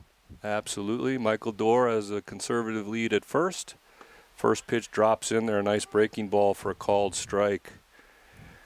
I think Andrew Rivera has been doing a nice job. Started out a little bit tentative, but as the game has gone on, I think he's gotten a lot more comfortable, and he's throwing some nice pitches. The 0-1 pitch, another breaking ball in there. Same pitch, same result, strike 2. Again, a good two-strike hitter is Luigi Reyes. So maybe he just looks for this 2 strikes. Yeah, he just wants to challenge himself, I think. Huh? It's like, I'll get down 0-2, and then I'll go to work. What I don't see is a whole lot of 2-strike approaches, though, by the Cerro Coso batters. And I was talking to one of the assistant coaches over dinner the other night about that. The 0-2 pitch, and Luigi fouls that off, stays alive. That pitch was another breaking ball. This time he started it on the plate and ran it off. And did I miss a pitch here? Umpire just said 1 ball and 2 strikes. I think you're correct. I do too. Well, hopefully Luigi will hit it before we get to that point. No balls, 2 strikes to Reyes. Doer on first. And Luigi follows the next pitch off. So 4 pitches to Reyes and 4 strikes. 5-3 is our score. We're in the bottom of the 4th. Lines look like this. The Eagles have 3 runs on 3 hits, no errors, and they have left 6 on so far. Coyotes 5 runs on 7 hits. They've committed 1 error and have left 4. The 0-2 pitch is way up high. Good idea, but just a little bit too much there. You want to change that eye level. Now the umpire got it squared away. And I'm looking at right and right center. The fielders out there, Bruce and Nunez, and Reyes definitely has the power to hit it way over where they are right now. Yeah, I think, sometimes some of these visiting guys don't realize that we're about at, 25. There goes the runner, and that hits Luigi right in the noggin. Wow, it just got away. Just a breaking pitch that's the last thing he wanted to do with the 2 strikes on Reyes on a 1-2 count. Yeah, definitely not intentional. That was a breaking ball that just, like you say, Tom, it just kind of slipped out of his hands. And, Luigi did the right thing, turned his back and kind of domed him there, but he looks like he's okay. I don't see any concussion protocols being performed. Yeah, that was right on the top of the helmet almost. Yeah. He ducked natural reaction, and it just clipped him up there a little. Yeah, so for Coyotes have their first 2 runners on. Anthony Davis steps up. Davis 1 for 2 on the day. Reached on a drop 3rd strike, his first at bat, and then singled. As you mentioned, 2 runs scored on dropped 3rd strikes. Yeah, it's kind of crazy. You don't see that too often. Rivera gets his sign. And now he turns and looks Michael Dorr back to second. I'm not thinking they're going to do anything with the runners right here. Kind of rule of thumb is you don't make the first out or the 3rd out at 3rd base. And since there are no outs, I would be surprised if the Coyotes got put in motion. Davis shows bunt, throws behind him. They got Dorr now. And he's out at 3rd. So we'll go ball 1 on that. And Michael Dorr was just way too far off the bag. And I didn't, the only thing I can think of, Dorr probably didn't think Rangel was going to make that throw down there, but he didn't hesitate at all. Rangel didn't, and made a very good throw over to Harper covering. And Harper held the ball a little bit too long, I think. Yeah, I was thinking the same thing, Tom. I'm going, man, he better get rid of that. But 2-6-5 if you're scoring at home on the pickoff play. So there's 1 out now. Count is 1 ball and no strikes to Anthony Davis. And Luis Reyes is at first base. That's a big out for the Eagles right there. Next pitch, a breaking ball that drops in there for a called strike.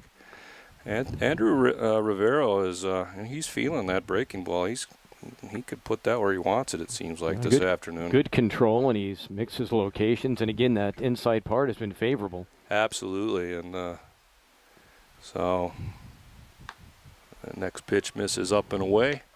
Runs the count to 21. Yeah, big out there for the Eagles. I mean, we had Coyotes had 2 guys on and nobody out, and they were able to erase Michael Doerr there. I don't know if he fell asleep or slipped or a combination of both, but there's a double play ball for 6 and 3, and that'll do it. So, starts out good for the Coyotes, and they fail to do anything. We've got 4 in the books. Our score is Cerro Coso 5, Mount San Jacinto 3. You're listening to Cerro Coso Coyote Baseball.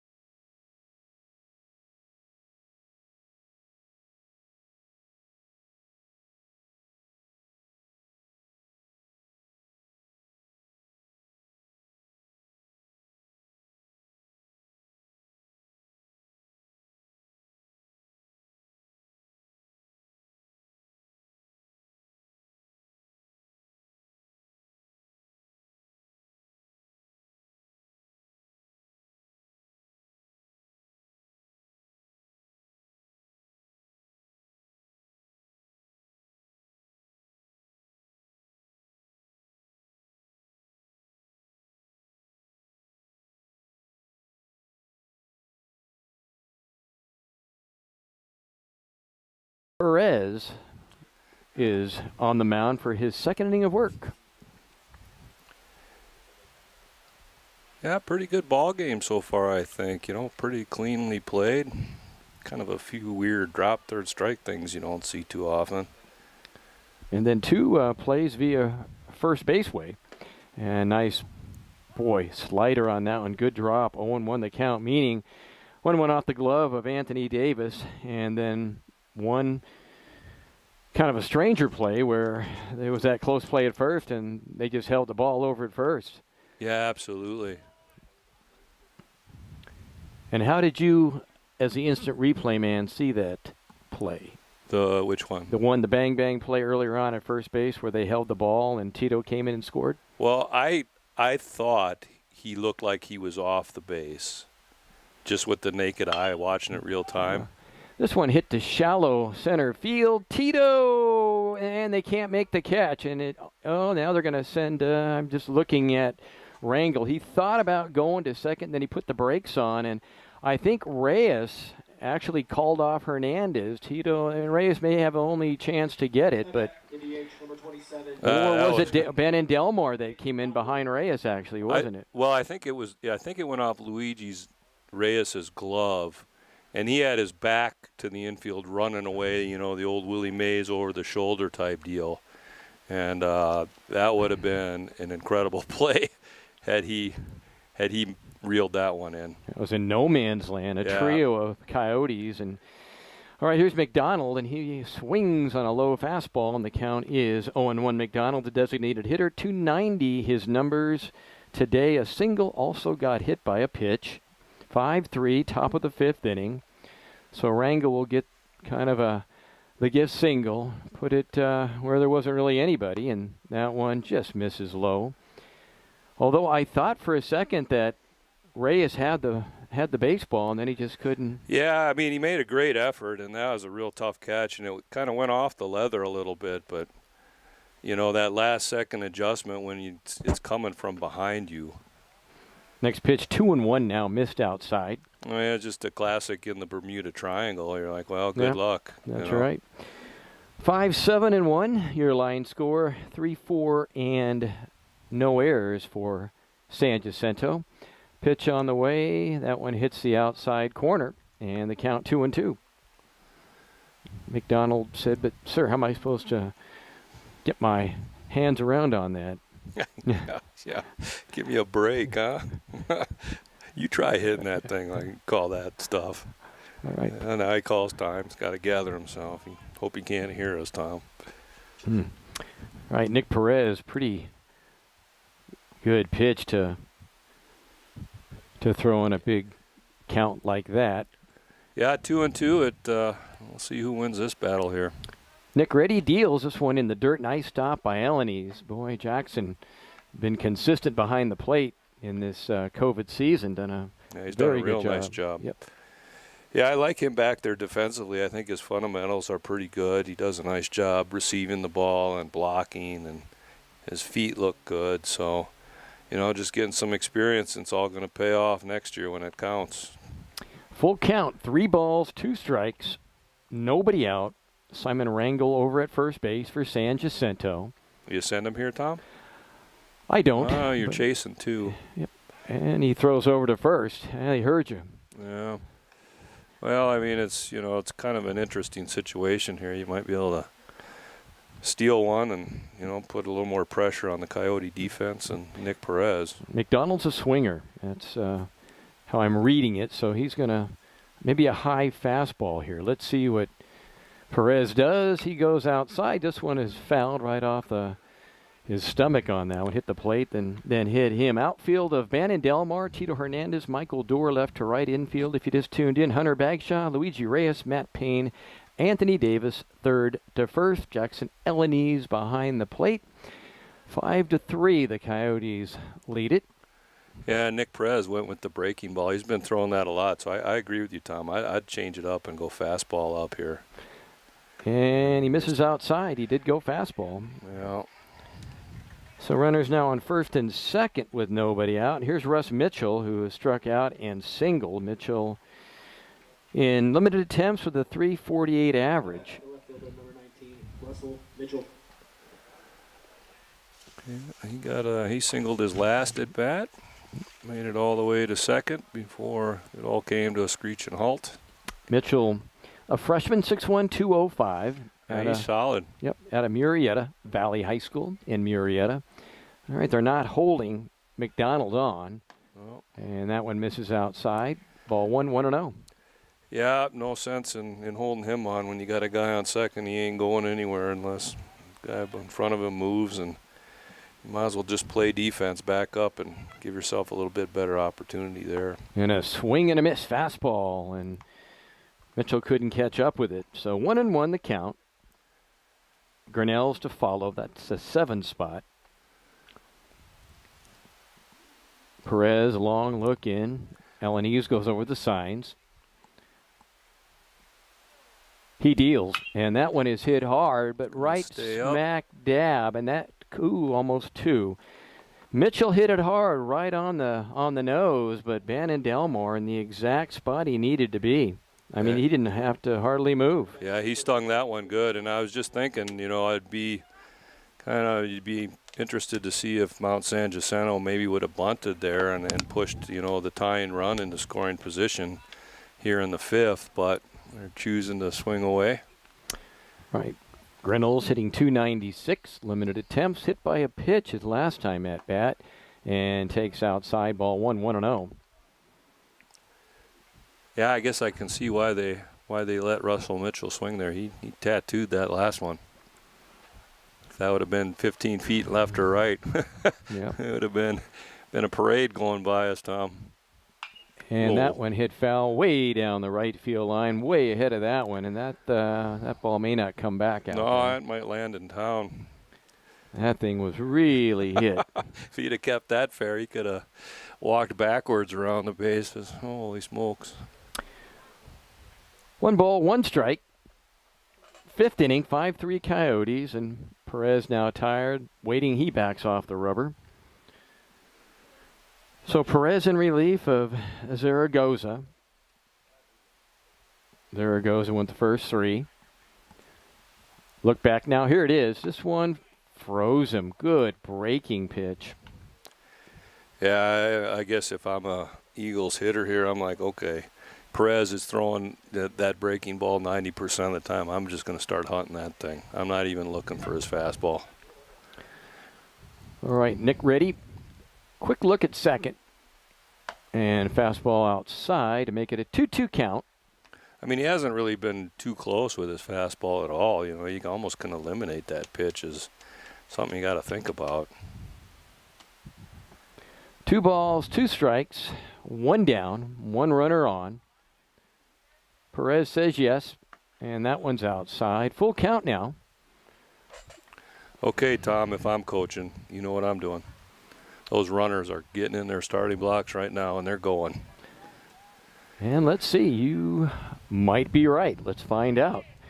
Are the runners going? 3-2. They don't. And that one's a little flare to left field, but easily in. Coming in now a step or 2. Making the catch is Bannon Delmar for the second out.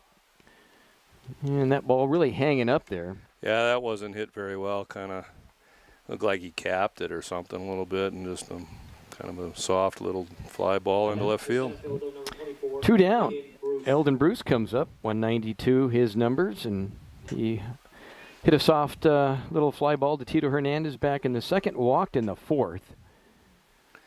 Well, and Nick Perez has done a nice job here. I mean, the first 2 guys of the inning get on, and now he's retired the last 2 guys on fly balls to left field. Perez set at the bell. He deals, and that misses a little bit low, 1-0. And also has a chance. I mean, he was kind of in a bit of a situation there with 2 guys on and nobody out, and those 2 guys are standing where they started from, and there's 2 outs now. So, yeah, 1 more. Got into a little jam, but looks like he may get out of it unscathed. And a swing and a miss. Took a little bit off of it. That was, boy, down by the ankles. And 1 ball and 1 strike. That one's going to be hard to turn on. Aiden Bruce has been watching this guy. He's like, I better swing at that because you're probably going to call it a strike. San Jacinto 6-1 in limited games in this COVID season. And there's another little, I didn't mean to swing, but did, right on the inside part of the plate. And it's 1-2 now. Yeah, once that bat head gets moving, boy, it's hard to stop it. You better have some awfully strong forearms. Julian Hernandez, or the Julian Gonzalez, would follow the number 9 hitter.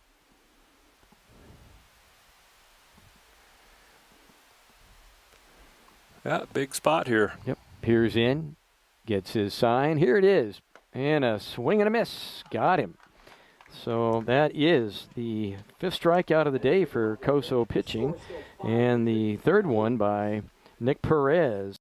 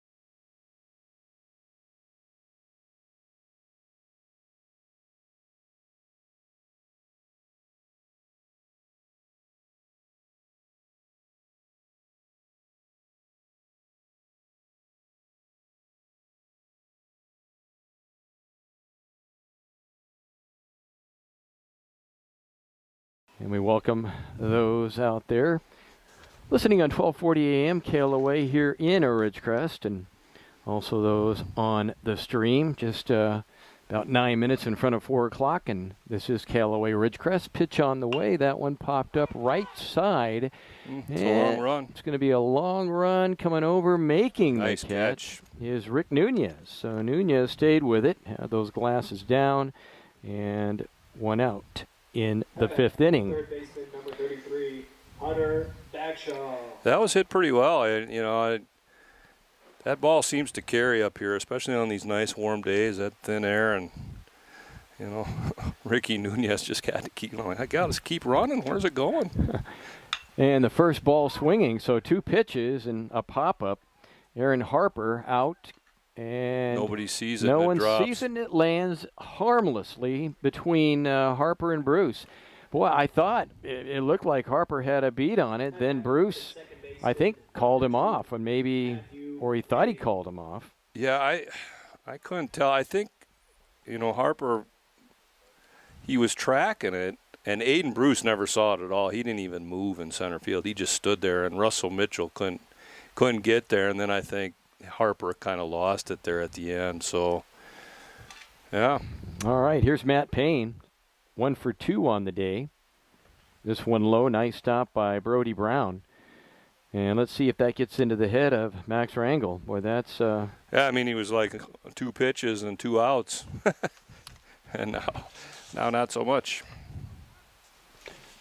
Yeah, you could tell Aiden Bruce didn't see that thing at all. It came off the bat. He didn't even flinch. Yeah. Just stood there and kind of put his arms out. Fastball low. Max Rangel, 6'3", 200 pounds, out of Temecula Valley High School. Most of the guys from that general area. Citrus Hill and Murrieta Valley. Long look in, and the pitch. That's outside. Ball 2, and ball 3, I beg your pardon, 3-0. So a bloop and a walk, and we could get Bannon Delmar, who just doubled his last time up at bat here. Payne will probably take all the way. Rangel, a very high ERA, and that one is a strike on the letter high, and it's 3-1. The old 3-0 strike there. Yeah, I mean, it's interesting how things can just change on a dime. Max Rangel goes from I got 2 outs on 2 pitches to now maybe he's got 2 guys on. And so the moral of the story there, after this pitch, I ask you something. Pitch on the way, that one in the dirt, and that's ball 4. Nice job by Brody Brown to keep it in front of him. So 2 on now with 1 out. And now here's Delmar, who did damage his last time up. On a play like that, Harper went out, seemed to have a beat on it, and maybe just, gave way to Bruce because he heard him coming up, or unless Bruce called him off and lost it. Yeah, I don't think I just think he lost it. I mean, it was, it's one of those again where he's running away from the ball, and I think it just got behind him, and he lost it, and then he obviously couldn't pick it up again in time. And the first pitch low, ball 1-1-0. I mean, the sky at this time of day, it's sometimes those weight baseballs can disappear. 1 ball, no strikes. Matt Rangel in relief of Andrew Rivero. Right-hander peers in. Quick look back at second. Now deals. And that one's a shot. Just foul down the line. Not by much. Just a wee bit. Delmar pieced that up, that's for sure. Just a little bit, about an inch or 2 out in front of where he wanted to make contact, and has strike 1 instead of an RBI double. Absolutely. All right, Rangel set again. They're not holding Matt Payne, who has good speed on at first base. Anything hitting the gap will score 2. Look back at second. Rangel ready, he deals. And that went in the dirt. And again, Brody Brown there to keep it in front and knock it away. 2 balls and a strike. It looks like everything, Max Rangel's throwing right now is breaking ball. He just not getting it up there, and it's all in the dirt. And Brody Brown is Working hard. He's probably got a good lather going already. He's like, hey, this is my first inning back here. Look back at second. Here it is. And this is a big chopper, just foul. Oh. And now the count evens up. 2 balls, 2 strikes. 5th inning, bottom of. It's 5-3 Cerro Coso. However, the Coyotes have 2 runners on here with only 1 out in the bottom of the 5th. Well, and Bannon Delmar has pulled those 2 balls. I mean, really pulled them. So if I'm Max Rangel, if I got a changeup, I'm throwing that to him and just letting him wave right through it and get way out in front.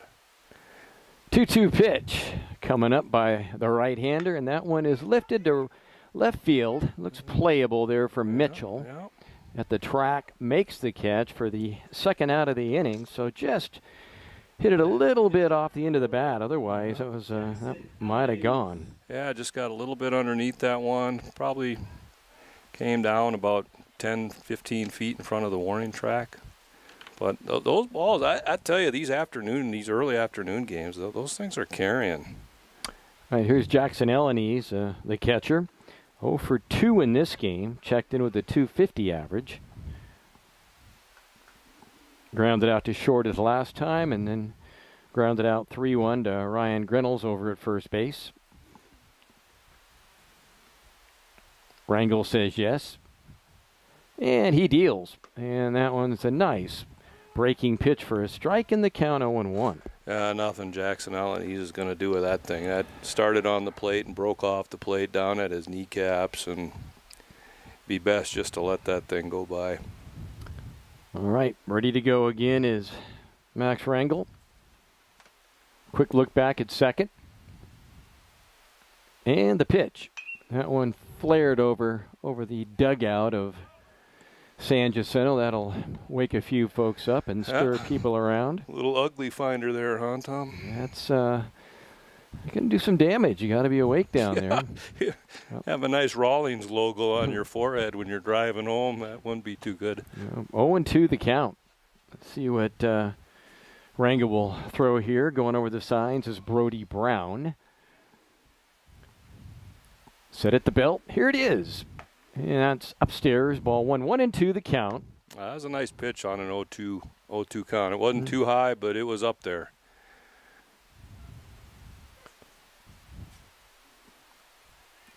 Rangel's first inning of work. Eldon Bruce shades a little bit towards right field. It's the center fielder. Nunez straightaway right. Big gap in left center. That long look. Here it is. And this one fouled away right side. Good battle down there by Jackson Elanese. Yeah, he's hanging tough. He's hanging tough. If Jackson can get on here, Tito Hernandez, a number 9 hitter, would follow.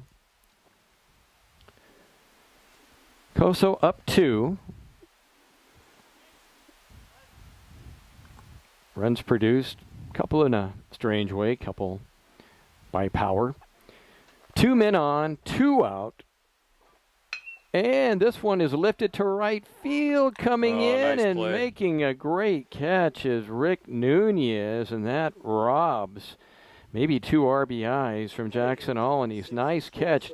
Nunez was in a good spot, got a good beat on the ball, and that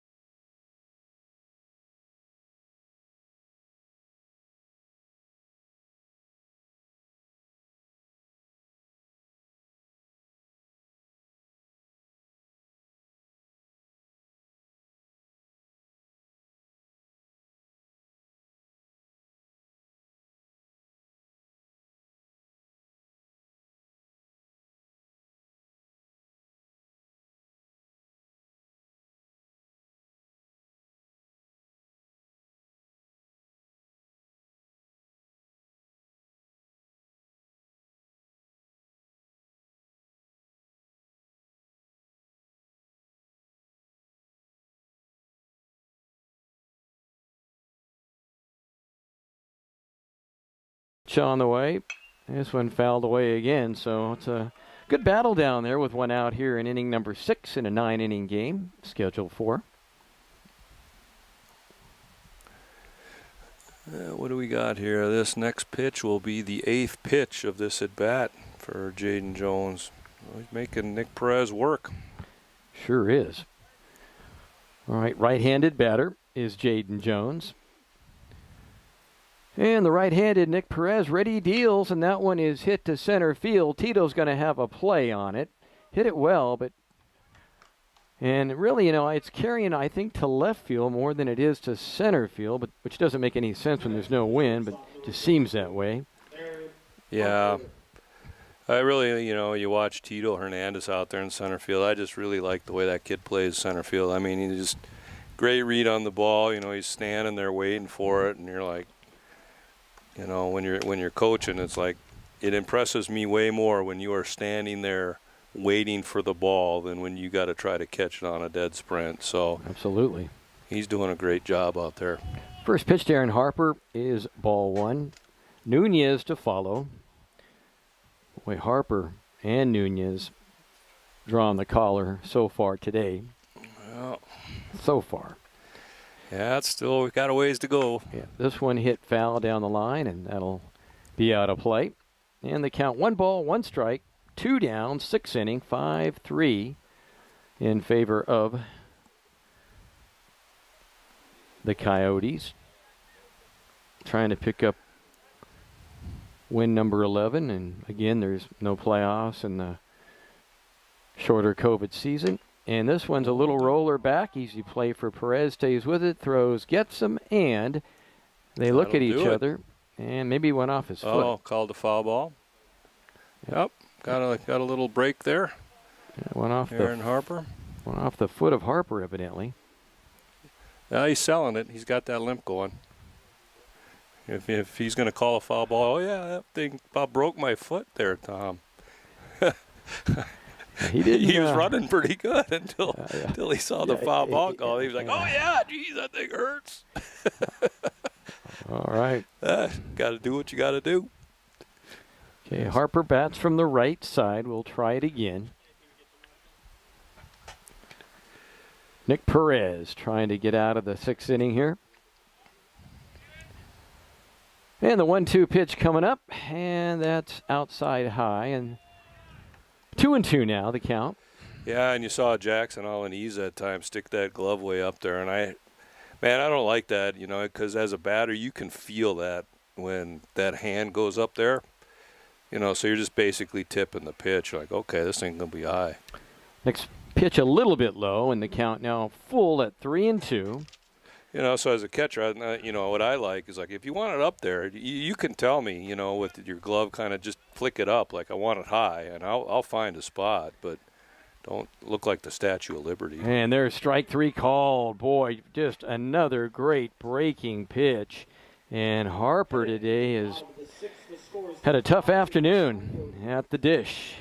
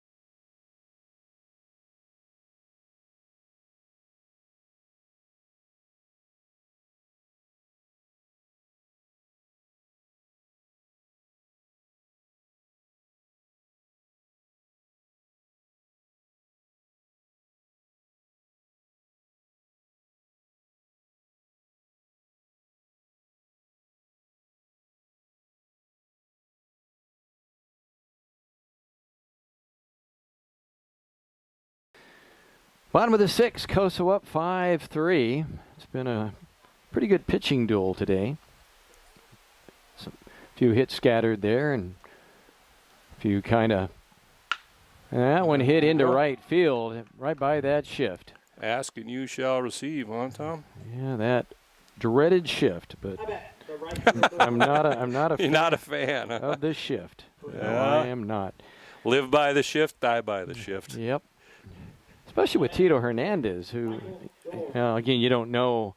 Again, they not a lot of interaction, not a lot of scouting this year. There's been really no league or anything. There's so no look on anybody. Your guess is as good as the next guy on what they're going to do. Well, here's Michael Doerr. I think by now they've learned to guard right field, which they are doing, that right side. Yeah. You shift for Michael, and he could cost you. Michael takes ball 1. Doerr's had a good day. He's been on base every time he scored a run. He 2 singles and a walk. Oh. A little pickoff throw. Yeah, a little high there. Sun's not quite in the we hate it over here at first base zone, but starting to get close. Michael Doerr out of Northern Nevada waits. Here's the pitch. This one is hit right at third base, and the ball's dropped. They throw to second, they throw to first, but not in time. And well, that was not intentional. Gonzalez, it was hit hard, very catchable, and he just dropped the baseball. And Jones, presence of mind to cover the bag and then throw to first, not in time. And boy, it's a good thing that Doerr ran. At first he didn't run, and then he went. Yeah, well, and good presence of mind by the third baseman, Julian Gonzalez, to just pick the ball up and go, man, I can turn a double play here. And almost got one. And here's Reyes. He takes outside ball 1-0. So it'll be a fielder's choice for Mike Doerr, and he's over at first. Yep, and then 5-4 on the put out at second. So, yeah, some good, no panic there. And Julian Gonzalez at third. He's like, oh, that's a bummer. I could have doubled him up on the line drive, but I'll go this way instead. Another throw to first base as the speedy Michael Doerr draws a throw from Max Rangel in relief of Andrew Rivera. We're in the bottom of the 6th inning. Tom Heck, Lee Johnson on this Thursday afternoon. His last home game in the shortened season. And this one's high and away. That's ball 2. 2 balls and no strikes to Reyes. Luis a double, scored a run, struck out, and was hit by a pitch. Yeah, I think there's just so much good that comes out of playing these spring games when they don't count. I mean, guys like that, they kind of. And that one hit hard to left field. Fair, it's trouble, and it is a fair ball. Wow, everybody kind of froze and had to wait to see where that was going to end up. Well, that about maybe 5 feet fairly down there. Yeah, it was pretty close, and it hit right off the base of the fence and bounced up, and Russell Mitchell did a real nice job playing that thing off the bottom of the fence. He grabbed it with his bare hand and prevented a rusher. So Reyes continues just to be a very good hitter. He is raking it. And now we've got A.D. Anthony Davis at a Boron High School coming up with a chance for 2 RBIs. And San Jacinto's going to come up, and everyone's going to be on the edge of the grass. They're going to try to come home. Golden opportunity just to punch one through here. Yeah, and good call on their part. We're starting to get later half of the game, and they can't afford to let it get too many more out there. First pitch, foul ball. That was high fastball, and Davis fought it off. So it'll be interesting to see, what sort of play the Coyotes have on here, if they have the contact play on, or if they're going to want Michael Doerr to see the ball through. And Luis Reyes better be on the same page and not run him off. That ain't going to go over too well. Here's the pitch. That one low. Nice stop by Brody Brown. So in the inning, you had the Hernandez single. Doerr lined out. Doerr hit one to third, and Gonzalez ended up not being able to hold on to it and got the force at second. So Dorr got the fielder's choice and then the double, and now that's where we are, second and third. With one out, Coso up by 2 in the 6th inning, 5-3, and here it is. That one way upstairs. Rangel came in with a very high ERA. I don't see anyone warming up. I think these two teams play Saturday. I could be wrong, down in San Jacinto. Well, I think Cerro Coso heads over to Taft on Saturday. Okay. Tom, I'm not sure More about Mount Taft. San Jacinto. Yeah, I know. How many times are we playing Taft? Maybe that's the 4th time. Boatload. And the pitch. At the plate, fouled off, so 1 ball, 2 strikes to AD. Yeah, it's important for Max Rangel to do something here with Anthony Davis because Danny Jimenez is standing in the on-deck circle, drooling at the mouth, going, yeah, give me the bases loaded. And I don't think Max Rangel wants to deal with him in that situation. He'd like to have his infield back up and play defense. Rangel looks in, gets a sign from Brody Brown, and this one is lifted where it's going to be a long run for Nunez. He catches up with it. Nice catch. That'll score a run. It'll be a sac fly. Everybody moves up 90 feet. But when he first hit that, I didn't think really anybody was there, but he sure did cut the ground, cut that angle down. Yeah, that was a real nice play by Ricky Nunez. He ranged over to his right pretty far, actually, and made a nice running catch, and then got the ball in where he needed to. So good job all around, and nice piece of hitting by Anthony Davis to score a run and move another guy over to third base. 6-3 now our score. Danny Jimenez 0 for 3. He takes off speed for a strike in the count, 0-1. So a 3-run lead now for Cerro Coso here in the 6th inning, and things looking pretty positive today, with especially with Nick Perez right now pitching very well. Sure, he'll come out again. That one upstairs, ball 1, 1 ball, 1 strike. Yeah, I would think you would see Nick Perez. I mean, he needs one more inning here, and then he can qualify for the win. Going 3 innings. 1 ball, 1 strike. Rangel ready. This one low inside. He tried that off speed on the inside part and missed. Good stop again by Brody Brown. And again, a big gap in, it seems, in left center, although everyone fairly straight away. Eldon Bruce out there in center.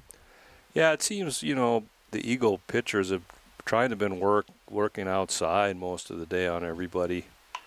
Yeah, this one popped back at us, and the count now at 1-2. So ahead of the count is Rangel, and trying to get his team out of the inning with no further damage here.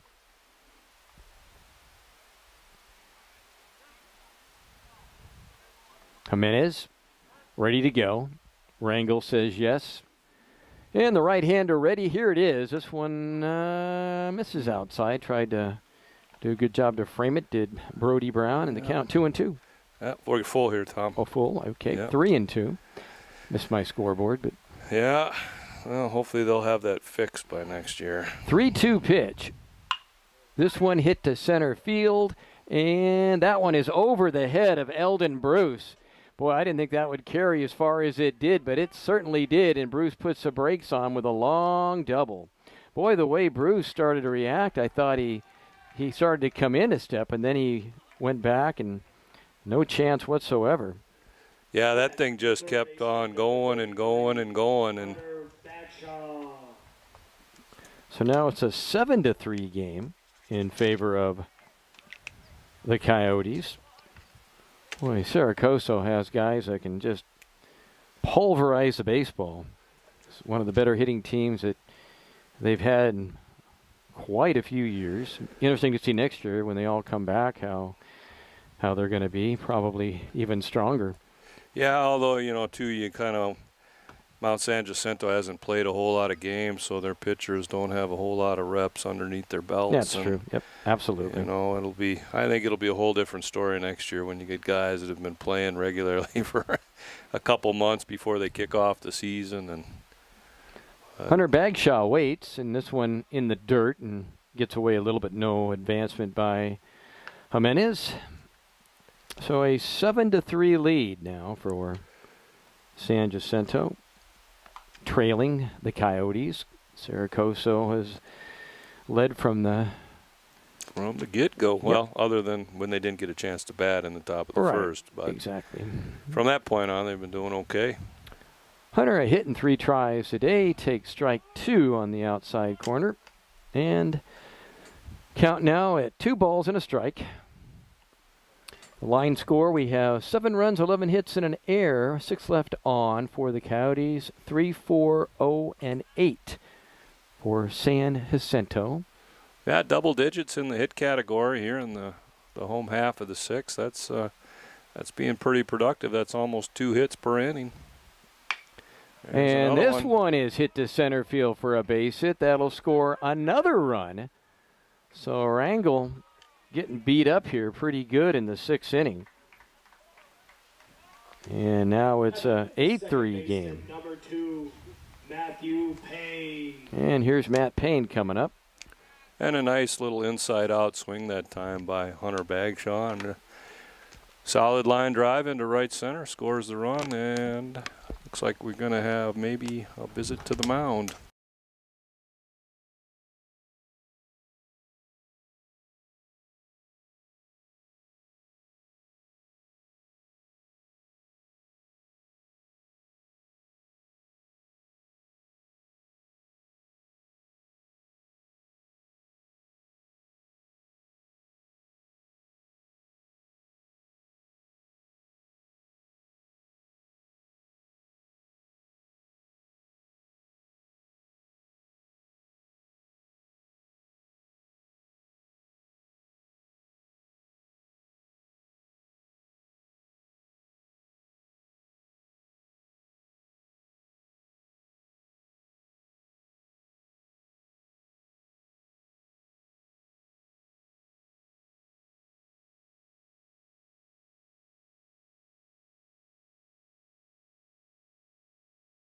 Andy Murtaugh, when he went out, he just had that slowest walk out there.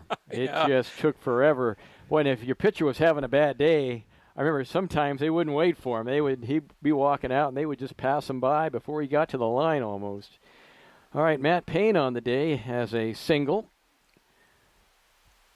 Also, he struck out, but he got to first on a dropped 3rd strike and takes ball 1.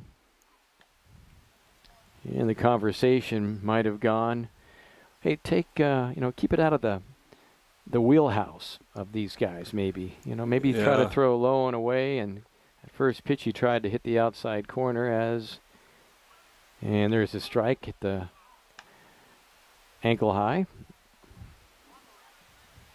Just below the knees. 1 ball, 1 strike. Matt Payne trying to pick up a few RBIs. Payne also advanced on the balk. And there's a little chopper, and it's foul off his foot. Yeah, Matt Payne didn't even try to, go down that time. Just stood there. So we'll head to the 7th, and I'm sure it'll be Perez coming out. I don't know if he'll go all. See, I guess how he does. He's at around 50 pitches, I think. Close to that. Who, Nick? Yep. He's got 58 right now. All right, pitch coming up. And did he go? He said he did. And he gets tagged, and that is the 3rd out. So a very good inning, though, for the Coyotes. They do pick up in the inning 3 runs. They do it on 4 hits, I beg your pardon. So after 6,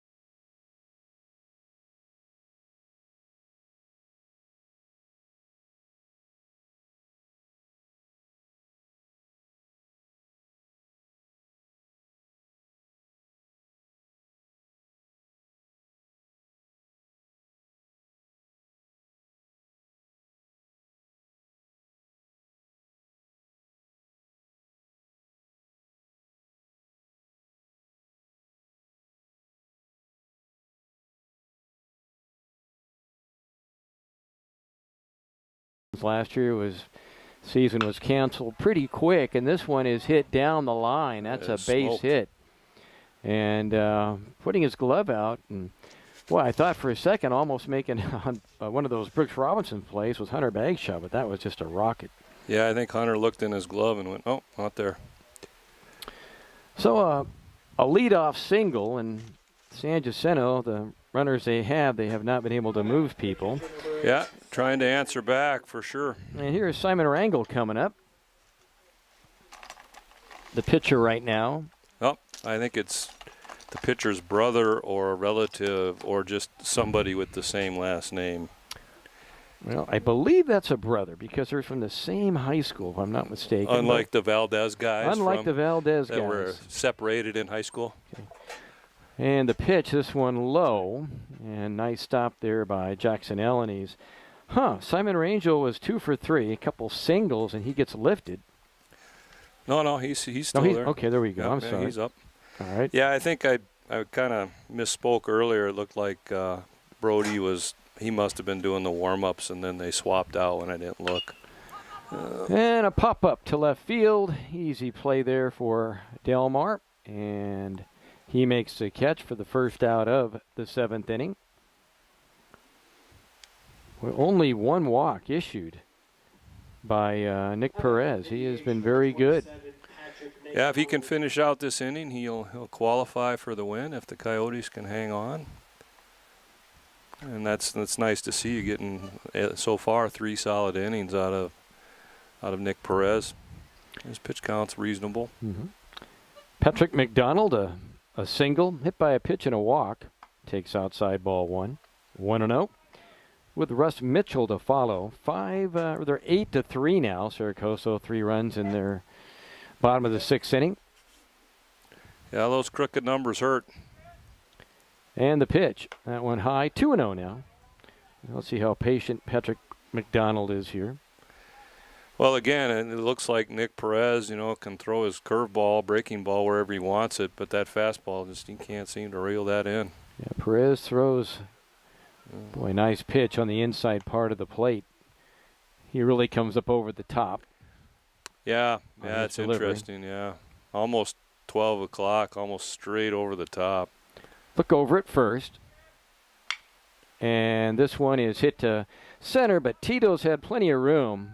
A lot of balls hit to him today, and that is out number 2. Just not quite enough, and they're hitting it right at Tito. Yeah, you're not going to get much over his head. He's, like I say, he reads the ball real nice and has a good first step, and he does a great job out there in center field.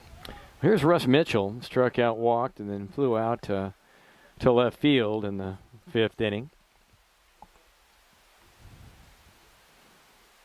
Checked in with a .348 average. Perez peers in. Gets his sign. Here it is. It's one low. And a nice stop by Ellenes. And I called it a strike. He called it a strike? Yeah, I said he swung. And oh, okay. He went. Checked with first base umpire, and he said he went. So, well, Mitchell, if he watches the replay later, will know that not a good first pitch to swing at. Yeah. Perez says, well, now he's tired of waiting. Is the batter Russ Mitchell? He'll step out of the box. Bottom of the 7th will be coming up, and Coso will have Delmar, Ellenes, and Hernandez. Bottom of the order. Mitchell waits. Here it is. That one low and outside. 2 balls, or 1 ball, 1 strike. Here's another situation, Tom. I mean, you don't know the Mount San Jacinto personnel good enough, but I'm thinking maybe you send Ricky Nunez here to see if you can get a guy in scoring position with 2 outs and steal one with a knock. But I don't know. This one lifted to left field. On his horse is Delmar, and Delmar gave it a real good effort. He landed out by the fence and just did run out of real estate down there. Boy, good effort. That chain link fence around the bullpen got in his way. I think he'd still be running out there in the desert chasing that thing. He covered a lot of ground. That was a long way. You know, small crowd on this Thursday afternoon matinee. They're probably all getting their air conditioners serviced. Golly. All right, Mitchell waits, and this one is hit foul down third base, so we'll reset and try it again with the count 1-2. Well, San Jacinto been pretty quiet. A few scattered hits. Yeah, 5 hits so far. That's it. So unlike the first time up here, I'd have to go back and look, but about 18, I believe it was. yeah, they had a big number in the runs column. I know that. That one low. Nice stop again by Jackson Alaniz, and keep the baseball in front of him and keep the runner at first base. Yeah, you want to make Mount San Jacinto earn it, getting those guys in a scoring position. You don't want to just hand them a free ticket. 2 balls, 2 strikes. Perez in relief of Zaragoza. And there's strike 3 called on the outside part of the plate. Wow, boy, beautiful pitch, almost unhittable. And that is the 3rd out in the 7th inning.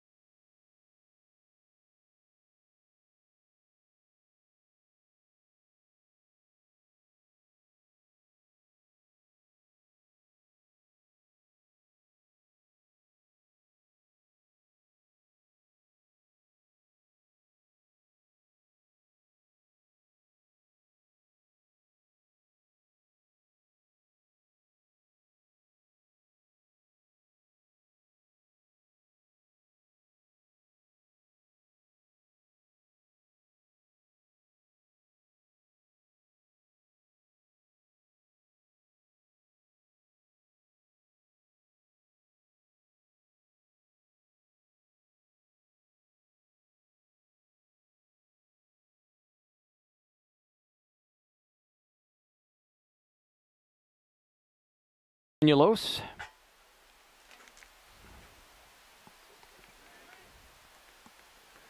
And Alex comes in. He's thrown 14 2/3 with a 1.84 ERA. Tom struck out 11. He's only allowed 3 earned runs so far. So very good numbers. Yeah. And the fastball's outside, ball 1. Yeah, he pitched well against us last time, 4 weeks ago. Got a little zip on that ball. Catcher Simon Rangel's glove is popping there. And he's ready to go again. Here it is. And that one a little bit high. Get the little adrenaline out of his system and then start dialing it in. Same infield for San Jac. Gonzalez, Harper, Jones, Grinnell's, 3rd to 1st. Mitchell, Bruce, Nunez, left to right. And that just does miss a little bit high. Borderline high pitches, not so much. 3-0, but all the low stuff, the inside stuff, is all gone both ways in favor of the pitching. Yeah. And there's one right down the pipe. 3-1. Yeah, I don't want to come on out and then walk the first guy you see. That's for sure. It's kind of stating the obvious, I suppose. Pitch on the way. That one, ball 4 in the dirt and a walk. And just like you said, not what you wanted to do to start. The catcher, number 11, Jackson. Let me think here. I recollect 3 walks, and I'm looking down and you've got it on your board. Only 2 walks maybe is from pitching from Mount San Jacinto? Yeah. Well, let's take a look here. Hit batsman, but maybe. They have. Oh, and there's a bunt. A sack bunt. And they're going to go to first. He thought about going to second, but a great jump by Bannon Delmar, so it'll be a sack bunt for Elenese. Tito Hernandez. 1 down. And here's Tito. He's had a great day both defensively and with the bat, a single and a double. All right, so let me get back to the numbers here. I only have 2 walks, but I might have missed one. They have struck out 5 and walked 3. 3, okay. Yep. All right. Hernandez sees the first one go. Runner goes. A throw down to third is not in time, although it was. The throw actually beat Delmar, but the tag was not very quickly, and the ball was a little bit high towards the foul part of third base. So not a great throw by Brody Brown. Yeah, just a little bit offline there. That's that's Max or Simon Rangel. I'm sorry, back there still, Tom. Oh, Okay. there you go. Oh, That's a base hit into right field. So Tito just continues to torment people, and now a 9-3 game. Going to the plate, the right fielder, number 10. And here's Mike Dorr. Dorr trying to do some damage today. A couple singles, scored a run. yeah, Tito didn't hit that hard, but he hit it in the right spot. And So Delmar, some great base running. You know, got a great jump on the sacrifice, and then pretty much stole third base, although not a great throw, and that one in the dirt. And Rangel gets the baseball back on ball 1.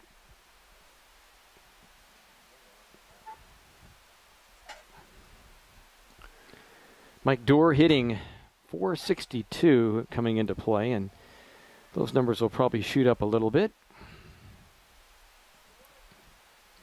Lee, what do you think would happen if all the community colleges and high schools went to wooden bats? I don't, because economically I don't see it, but would that change much? I don't know. I don't know. It'd be a lot more demanding, that's for sure. I mean, such big sweet spots on those BB Corps bats they use now. That you get a lot more feedback when you don't hit it in the right spot. Pitch coming up. That one fell back at the screen, and we'll reset and try it again. 9-3, Mount San Jacinto, who won the first game 20-1, finds himself down 6 today. Cerro Coso trying to get a little bit of revenge on that first game. Dorr, a patient hitter, hit into a fielder's choice his last time at bat. And that one is hit off the end of the bat, and that's just going to be another little gift base hit. So everything falling today for the Coyotes, like the game 1 against COS. Wow. Yeah, just a duck snort. I mean, that thing barely cleared the glove of the second baseman and falls in. And here's Reyes, who has 2 doubles today, also struck out, was hit by a pitch. So again, you're a right fielder, and you know the power of Dorr. So you've got to, you see that big swing, and you kind of take a step back, and then you see it's just off the end of that, a flare.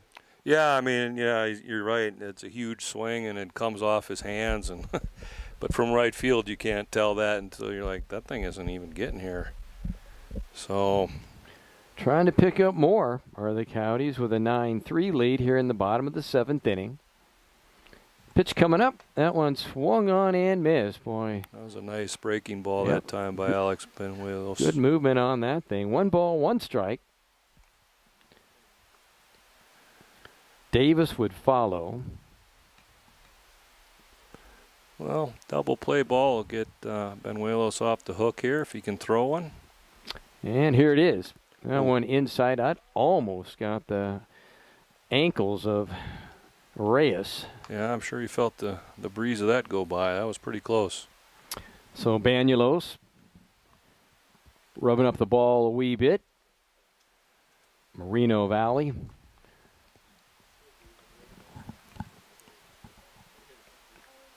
Student athlete now peers in. Simon Rangel going over the signs. Look over at third.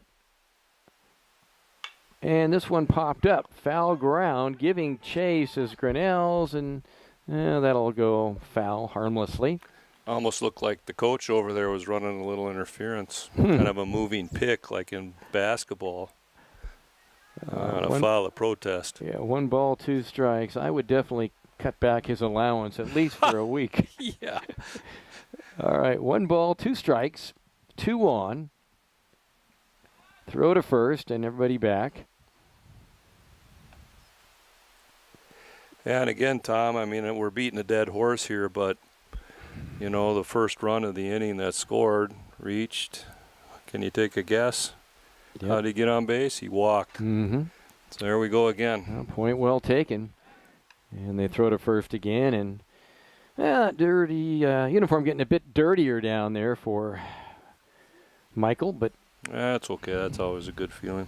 I'd rather have it dirty than still smelling fresh and clean.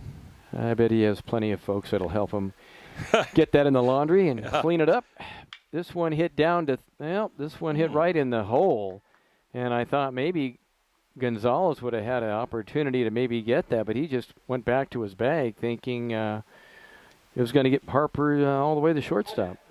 Yeah, he just looked like he just kind of quit on that a little bit prematurely. I agree with you. I was like, oh, he's going to have a play, and then he just pulled up and rolled right on through. So Tito scores, makes it 10-3 now.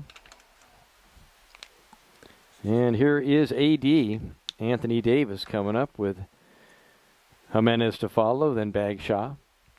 Well, these two teams will be rivals for the future. And that one hit foul. They were in the old Foothill Conference together for many years, and many battles fought back and forth. How's Mount San Jacinto been, Tom? I mean, historically, I really don't know. You know, I would always remember them through the early years of the Foothills, teams that, had some big guys that could hit the ball, but not enough pitching.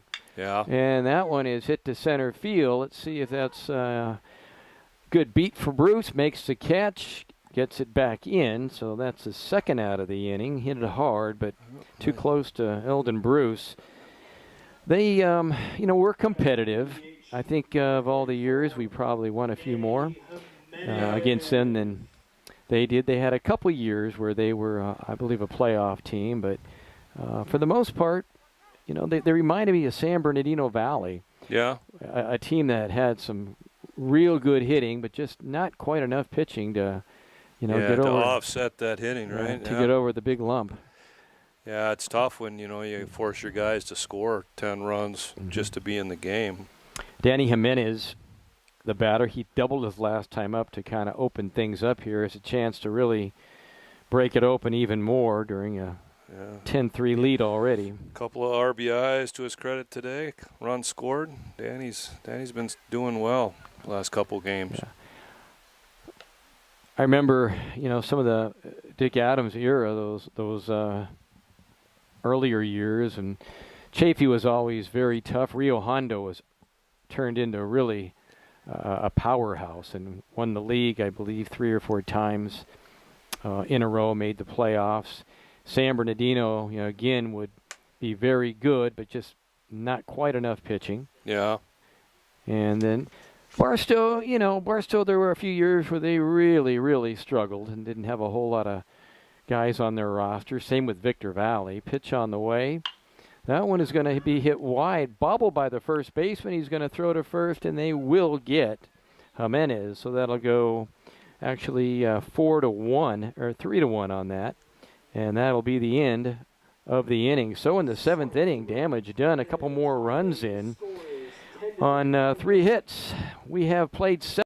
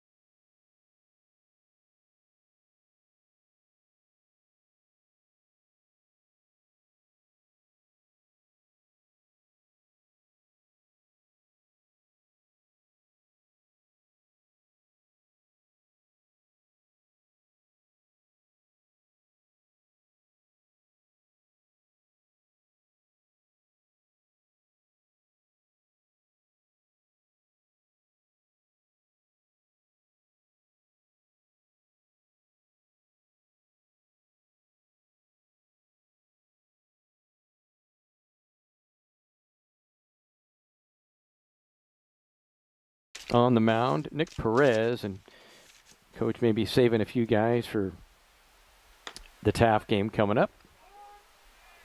And there's a strike in the count 0-1 to Grinnell's. He is 0 for 2 and also hit by a pitch. Left-handed batter. And that one rolled towards second base. And that one's off the glove, though, of Matt Payne. I think maybe Payne could have taken an eye off it, or maybe it took a little weird hop on him as he was trying to run and field the ball at the same time. So you're going to score that one in there, Tom? I got to admit I didn't have my head up. Yeah, it's going to be a E4. Okay. And so the runner, Grinnell's to first. Eldon Bruce comes up. He's 0 for 3, struck out twice. One time against Nick Perez.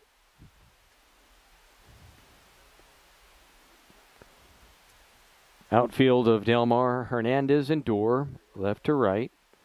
Bagshaw, Reyes, Payne, and Davis still in the infield from third to first. Jackson, Elanese behind the plate.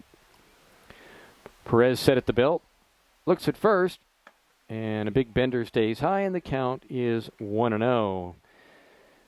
Tom Heck, Lee Johnson on a Thursday afternoon, and Vinny Hernandez, our engineer-producer, back at KLOA, and Omar is our technician for the stream.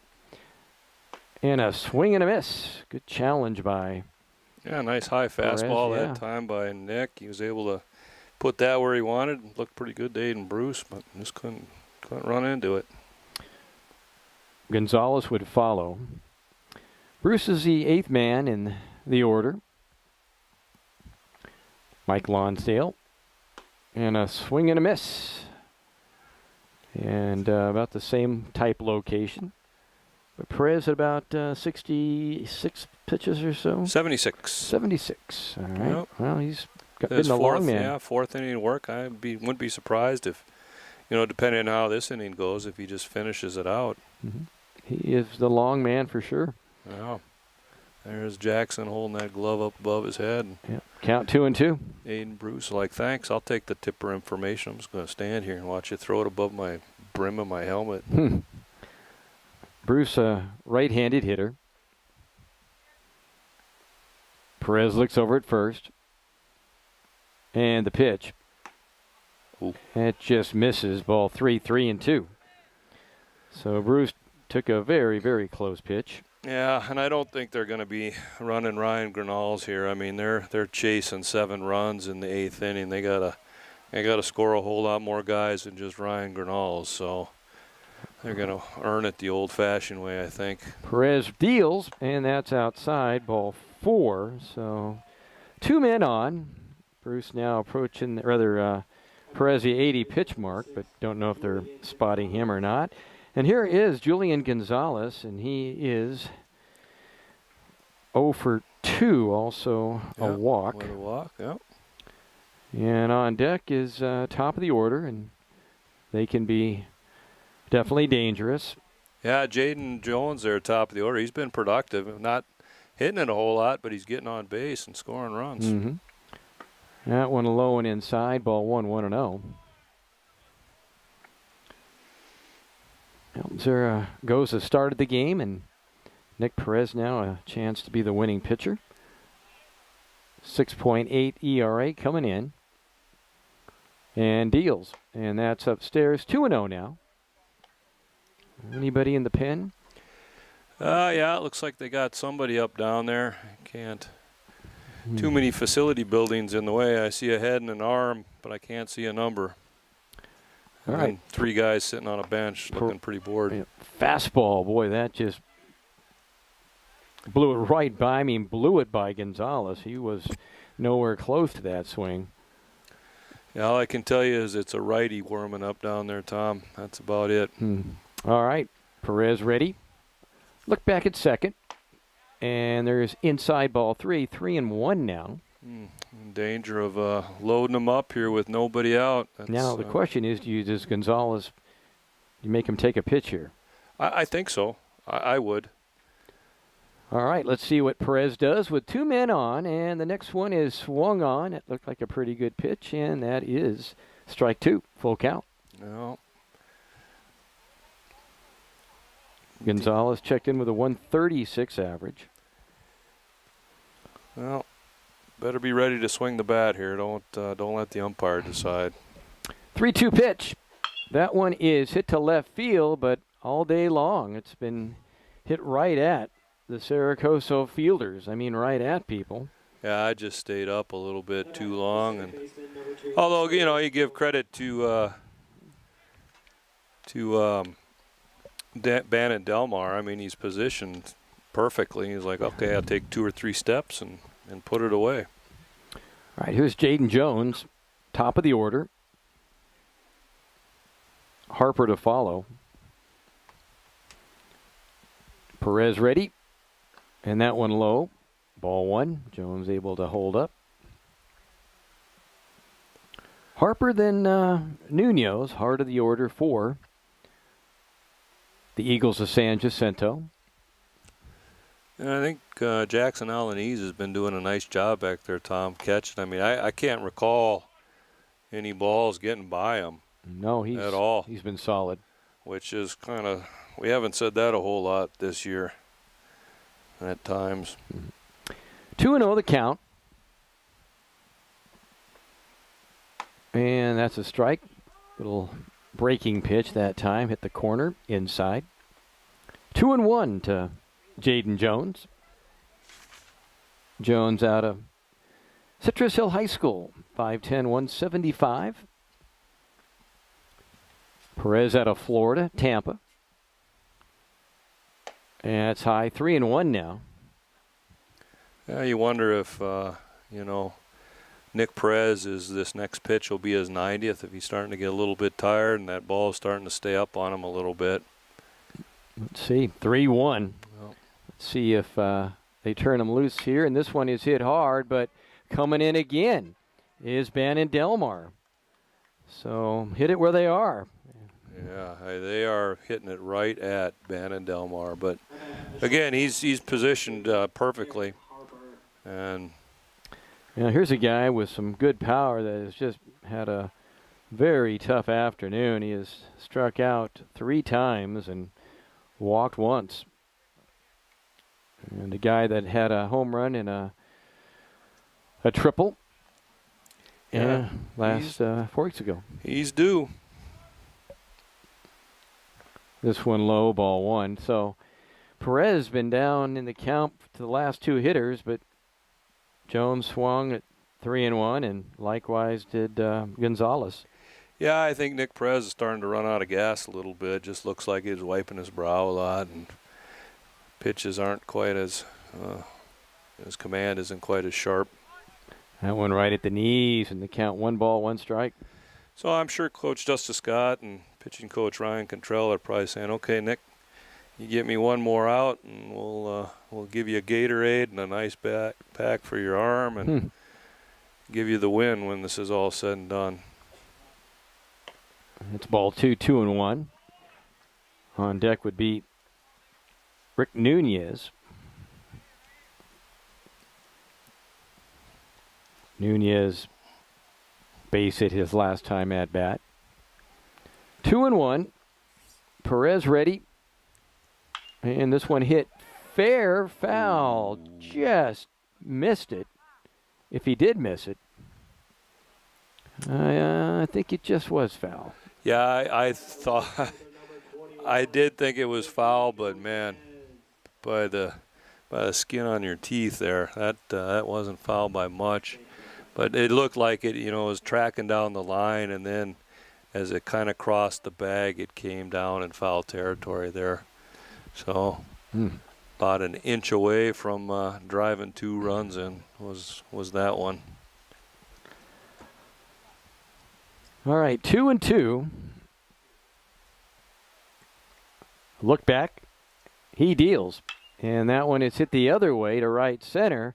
On his horse, Michael Doerr makes the catch, and the inning is over. So, balls hit up, up, up. Nothing across for San Jacinto in the 8th inning. We go to the bottom of the 8th inning for the Coyotes. We'll send up Hunter Bagshaw.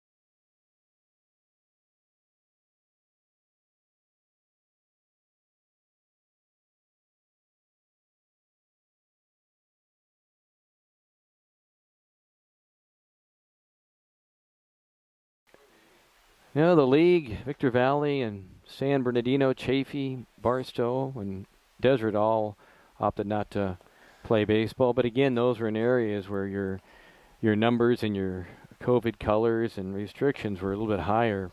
Yeah, I'm surprised with Chaffee. I thought for sure they'd play. They're in San Bernardino County, and again, I was told the counties make a big difference on some restrictions, although the testing is you know, was supposed to go a long way too, and this one is outside. Even in Major League Baseball, though, the Yankees just tested, I guess, a couple of their coaches, like yeah. a bunch of them.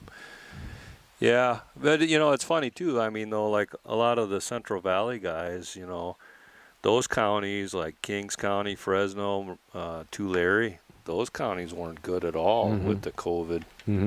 And most of those schools, in fact, all of the Central Valley schools, with the exception, I think, Taft, did not play any indoor sports whatsoever this year. None. Yeah. All right, here's the pitch, and that catches the knees. Covington, a big left-hander, and he kind of has that slow delivery to the plate. 3 innings of work so far, 6 earned runs, 2 walks, 4 strikeouts. A lot of off-speed stuff. Yep. Gets it back full. Matt Payne would follow. 10-3, our score, 8th inning. Coso leads. Yeah, and if I'm Mount San Jacinto coaching staff, I want Jacob Covington to throw the dang ball in there, you know, and see what they make him hit it. 3-1. Yeah, we'll lift it up into right center, and that thing's carrying a little bit, and that bounces over the fence. Wow, that thing carried. So Hunter Bagshaw gets his 3rd hit of the day, and Cerro Coso now gets their 15th hit, I believe. 16th, Tom. 16th hit of the day. And here is Matt Payne. Maybe some other guys will get a chance to hit here. We'll see. Yeah, you're getting kind of into that territory where you'd like to maybe get a couple different guys some looks here for sure. Yeah, the outfielders must knew something we didn't, because I was kind of like, man, they don't look like they kind of conceding that one. And sure enough, I think the wind's maybe picking up a little bit, and that thing just blew right between them, and they didn't have a chance. Matt Payne, the second baseman today, played shortstop in game 2. And this one is lifted up to center field. Eldon Bruce there, and it looks like they've lost it. Yep. So every fly ball an adventure for Mount San Jacinto. And that's going to be a gift single. Can't score it any other way. No, right. You know, and I think that's the second time that that's happened for Aiden Bruce, and it gets up into that light sky and he can't find it. And you got a feel for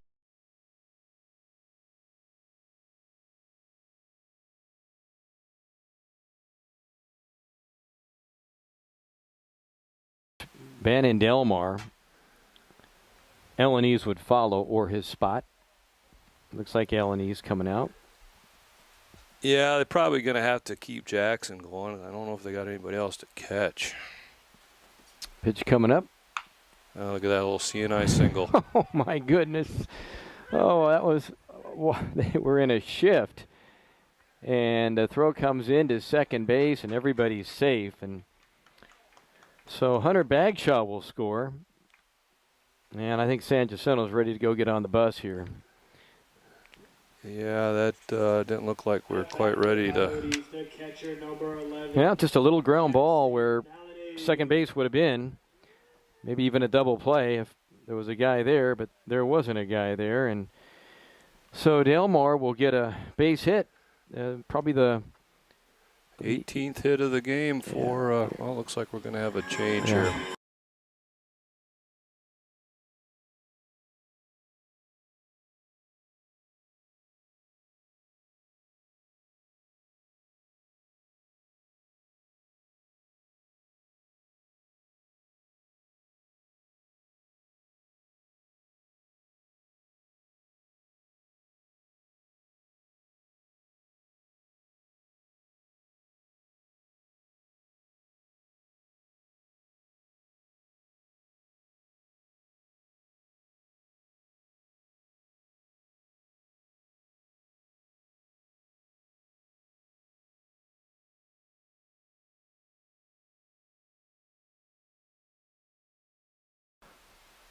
All right, here is Alanis with runners on second and third.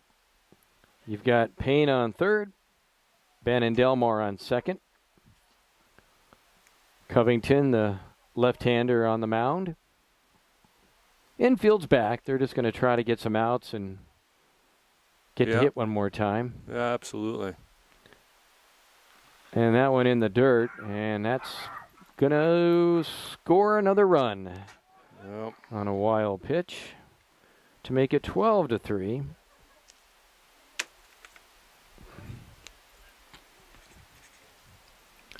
Delmar will go to third.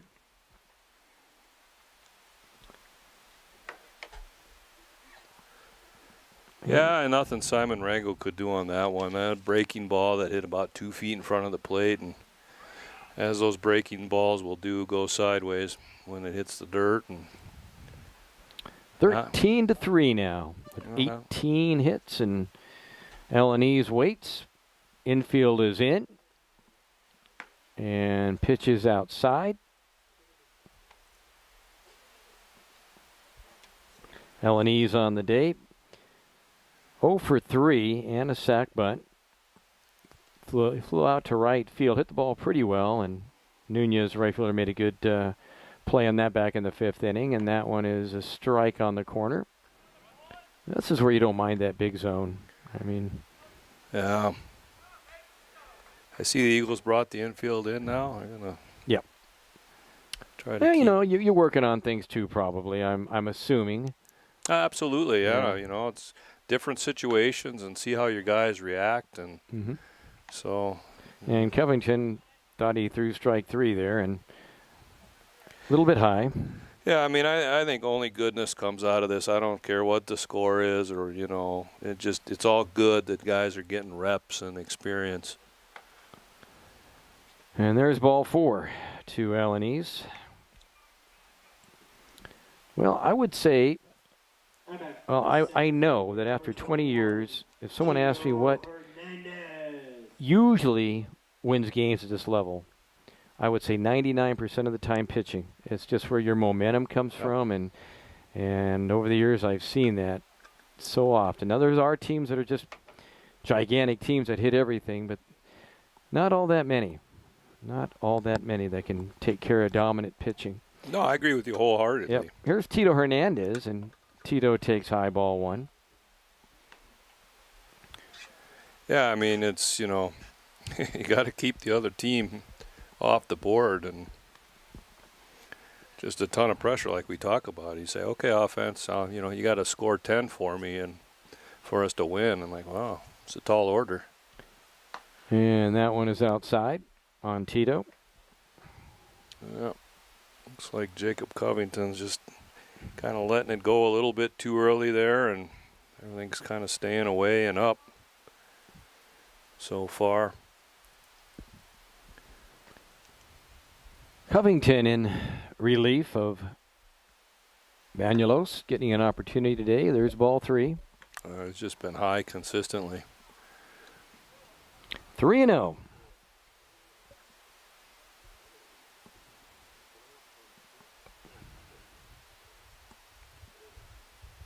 Yeah, you don't want to roll the order over here. Not that, you know, Tito Hernandez is 3 for 6 so far, so here's a strike. He's no walk in the park either. Yep.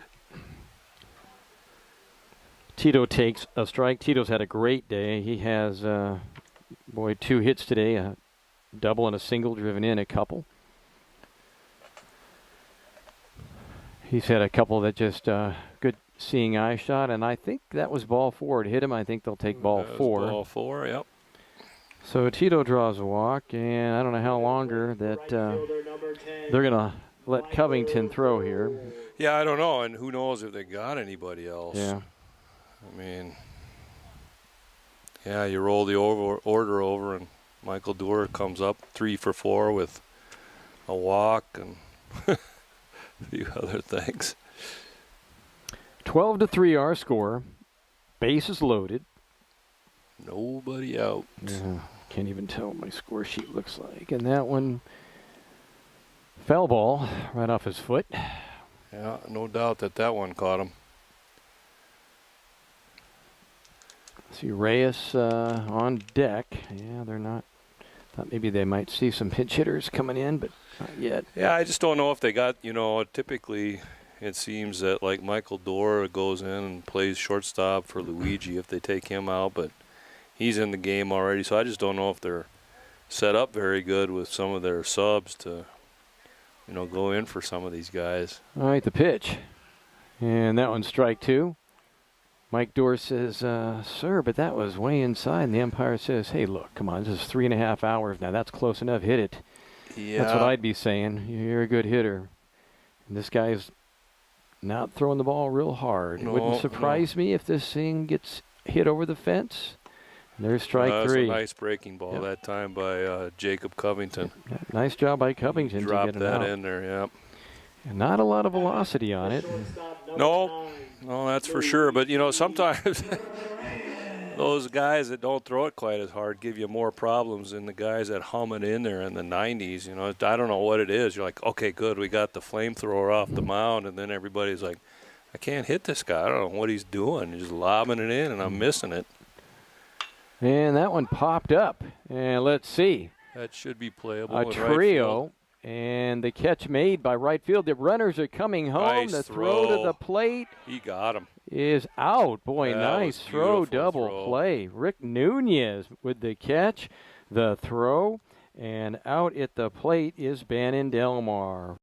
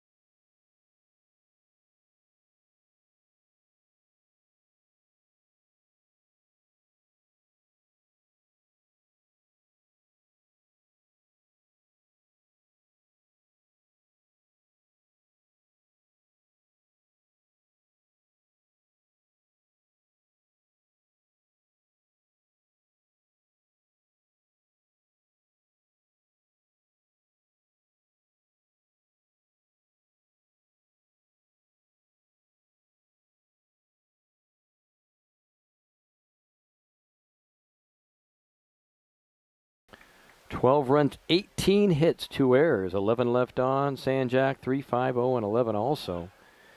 And Ricky Nunez leads things off. So with 95 pitches under his belt, here comes Nick Perez to wrap things up today.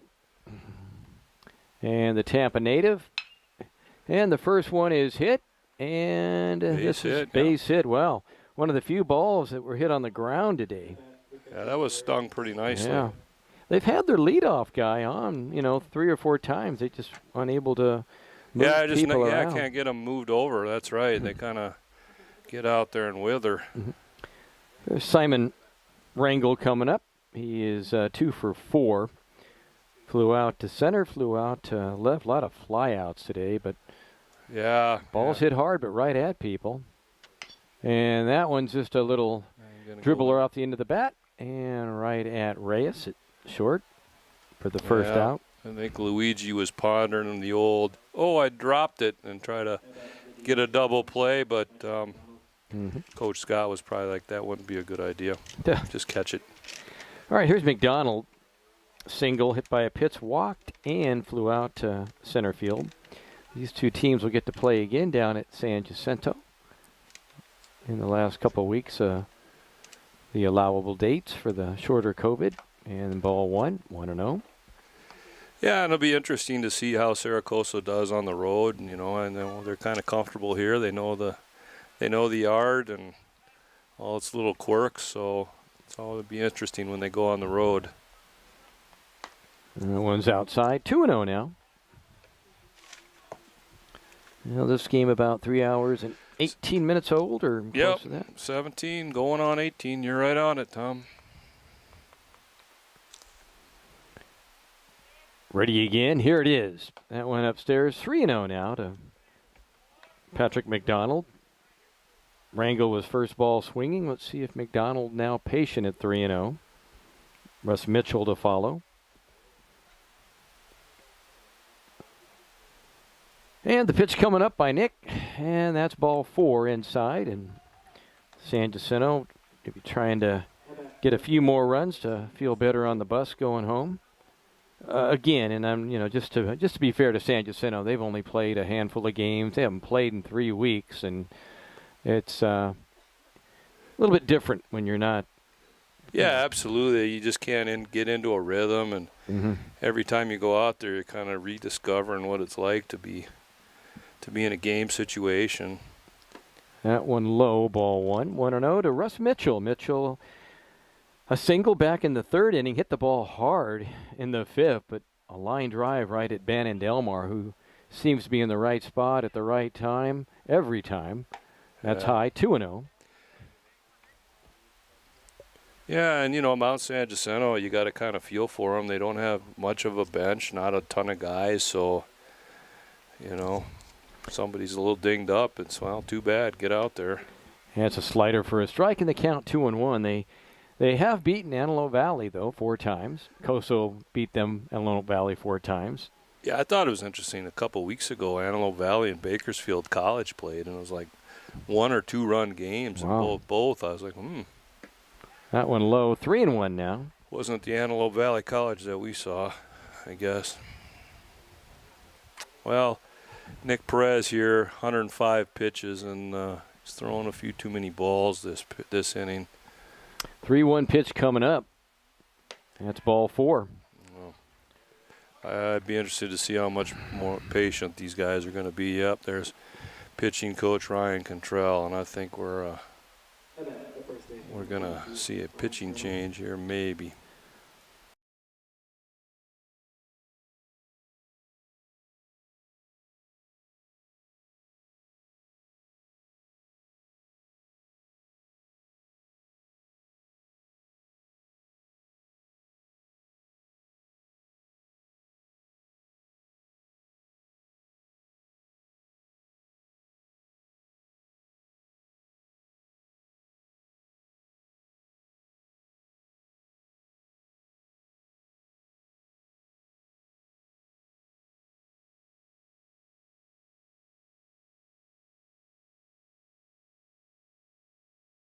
Just throw it in there.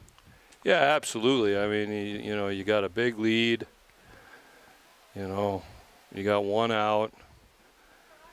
Let's try to get through this thing here, relax, and there you go. Yep. Magic. Yep.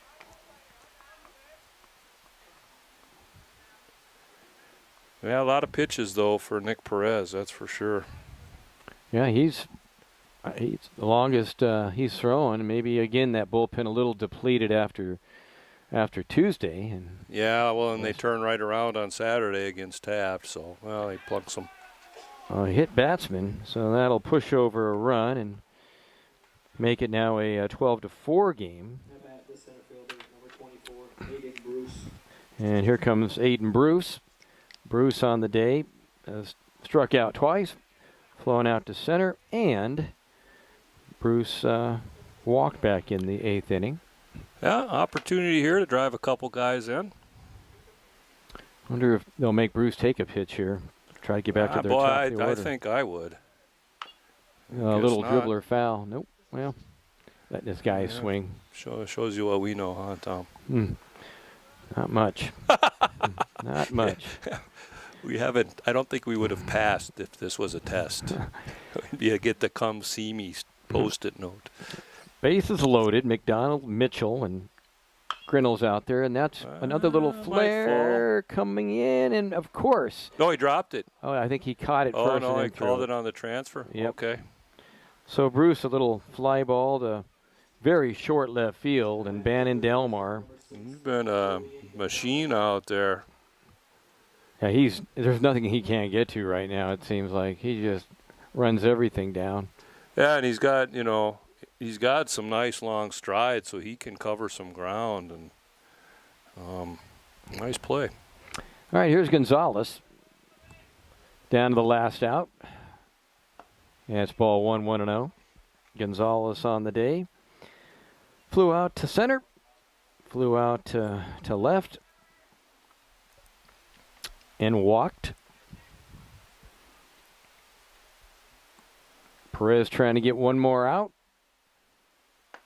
And that's inside 2-0. A little bit high. Let's see if Gonzalez here is told to take a pitch with the top of the order on deck. Yeah, I think I would again, but last time we said that they swung. That's 3-0 now, and of course, I don't think anybody would have swung at that one. Yeah. Perez He's trying to muscle through. He's at 113 pitches right now and needs one more out. All right, on 3-0.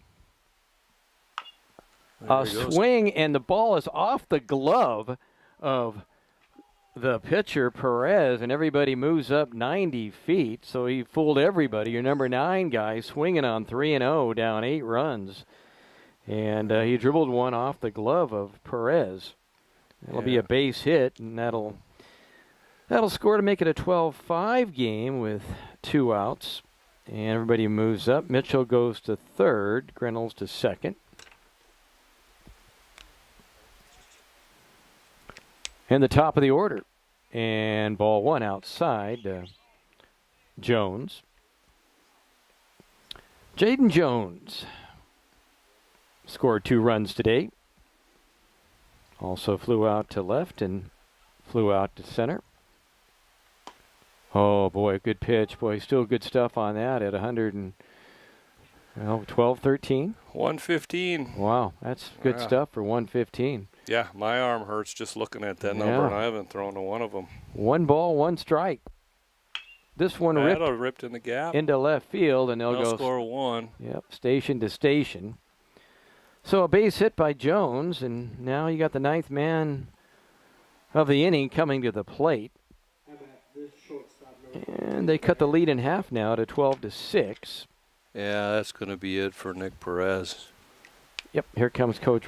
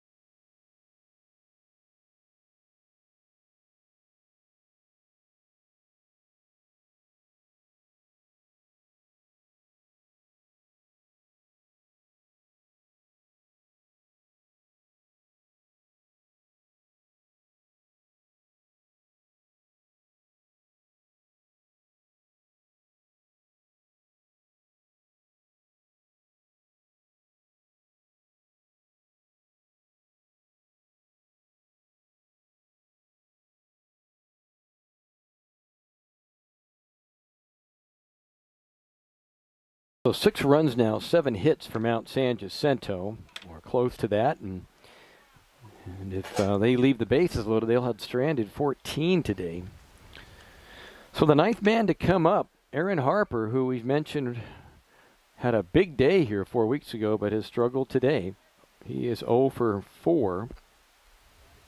5 with a walk. Takes low ball 1. Nope, takes strike 1. And Aaron Harper's probably thinking, man. Yeah, really? I looked a wee bit outside, but umpiring has been very consistent, very good, both ways. All right, bases loaded. 1 more out needed. 12-6. Coso leads, and that is strike 2 by Maxwell. So he's not wasting any time to put Coso back in the dugout. 0-2. Let's see if he comes another off speed to Aaron Harper. Harper trying to extend this just a little bit longer. Yep. And that one's a big chopper. And Reyes able to, well, he flips, and the ball, maybe not expected by Matt Payne, but Reyes was up the middle playing that way, got the ball, and then flipped, but Payne wasn't ready for it. Yep. Or maybe, yeah, you know, it looked like it wasn't a bad flip, but. No, I think that's probably a fielder's choice, and then an E4, Tom. Okay, man. All right, now a 12-7 game with Coso needing 1 more out, and here is Rick Nunez coming up. And Nunez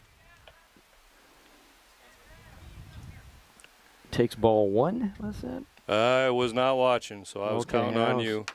I was trying to fix my bleeding scorecard here. 12-7 our score. And a big bender, and that stays up a little bit. And let's see, the umpire says 2-0. 2 balls, All right, no so we got strike. it right, huh? Yeah, I would say Nunez will be green lighted, though. Oh, yeah. Yeah, at this point, you might as well let him swing it. One catches the corner and at the knees, good location. So now a 12-7 game. Trying to preserve the win for Nick Perez. And this one is off the glove, but it's going to be a nice roll. And now they throw low, dug out by AD at first base. So, wow. Great job. And that will end things. The ball was hit and off the glove and right.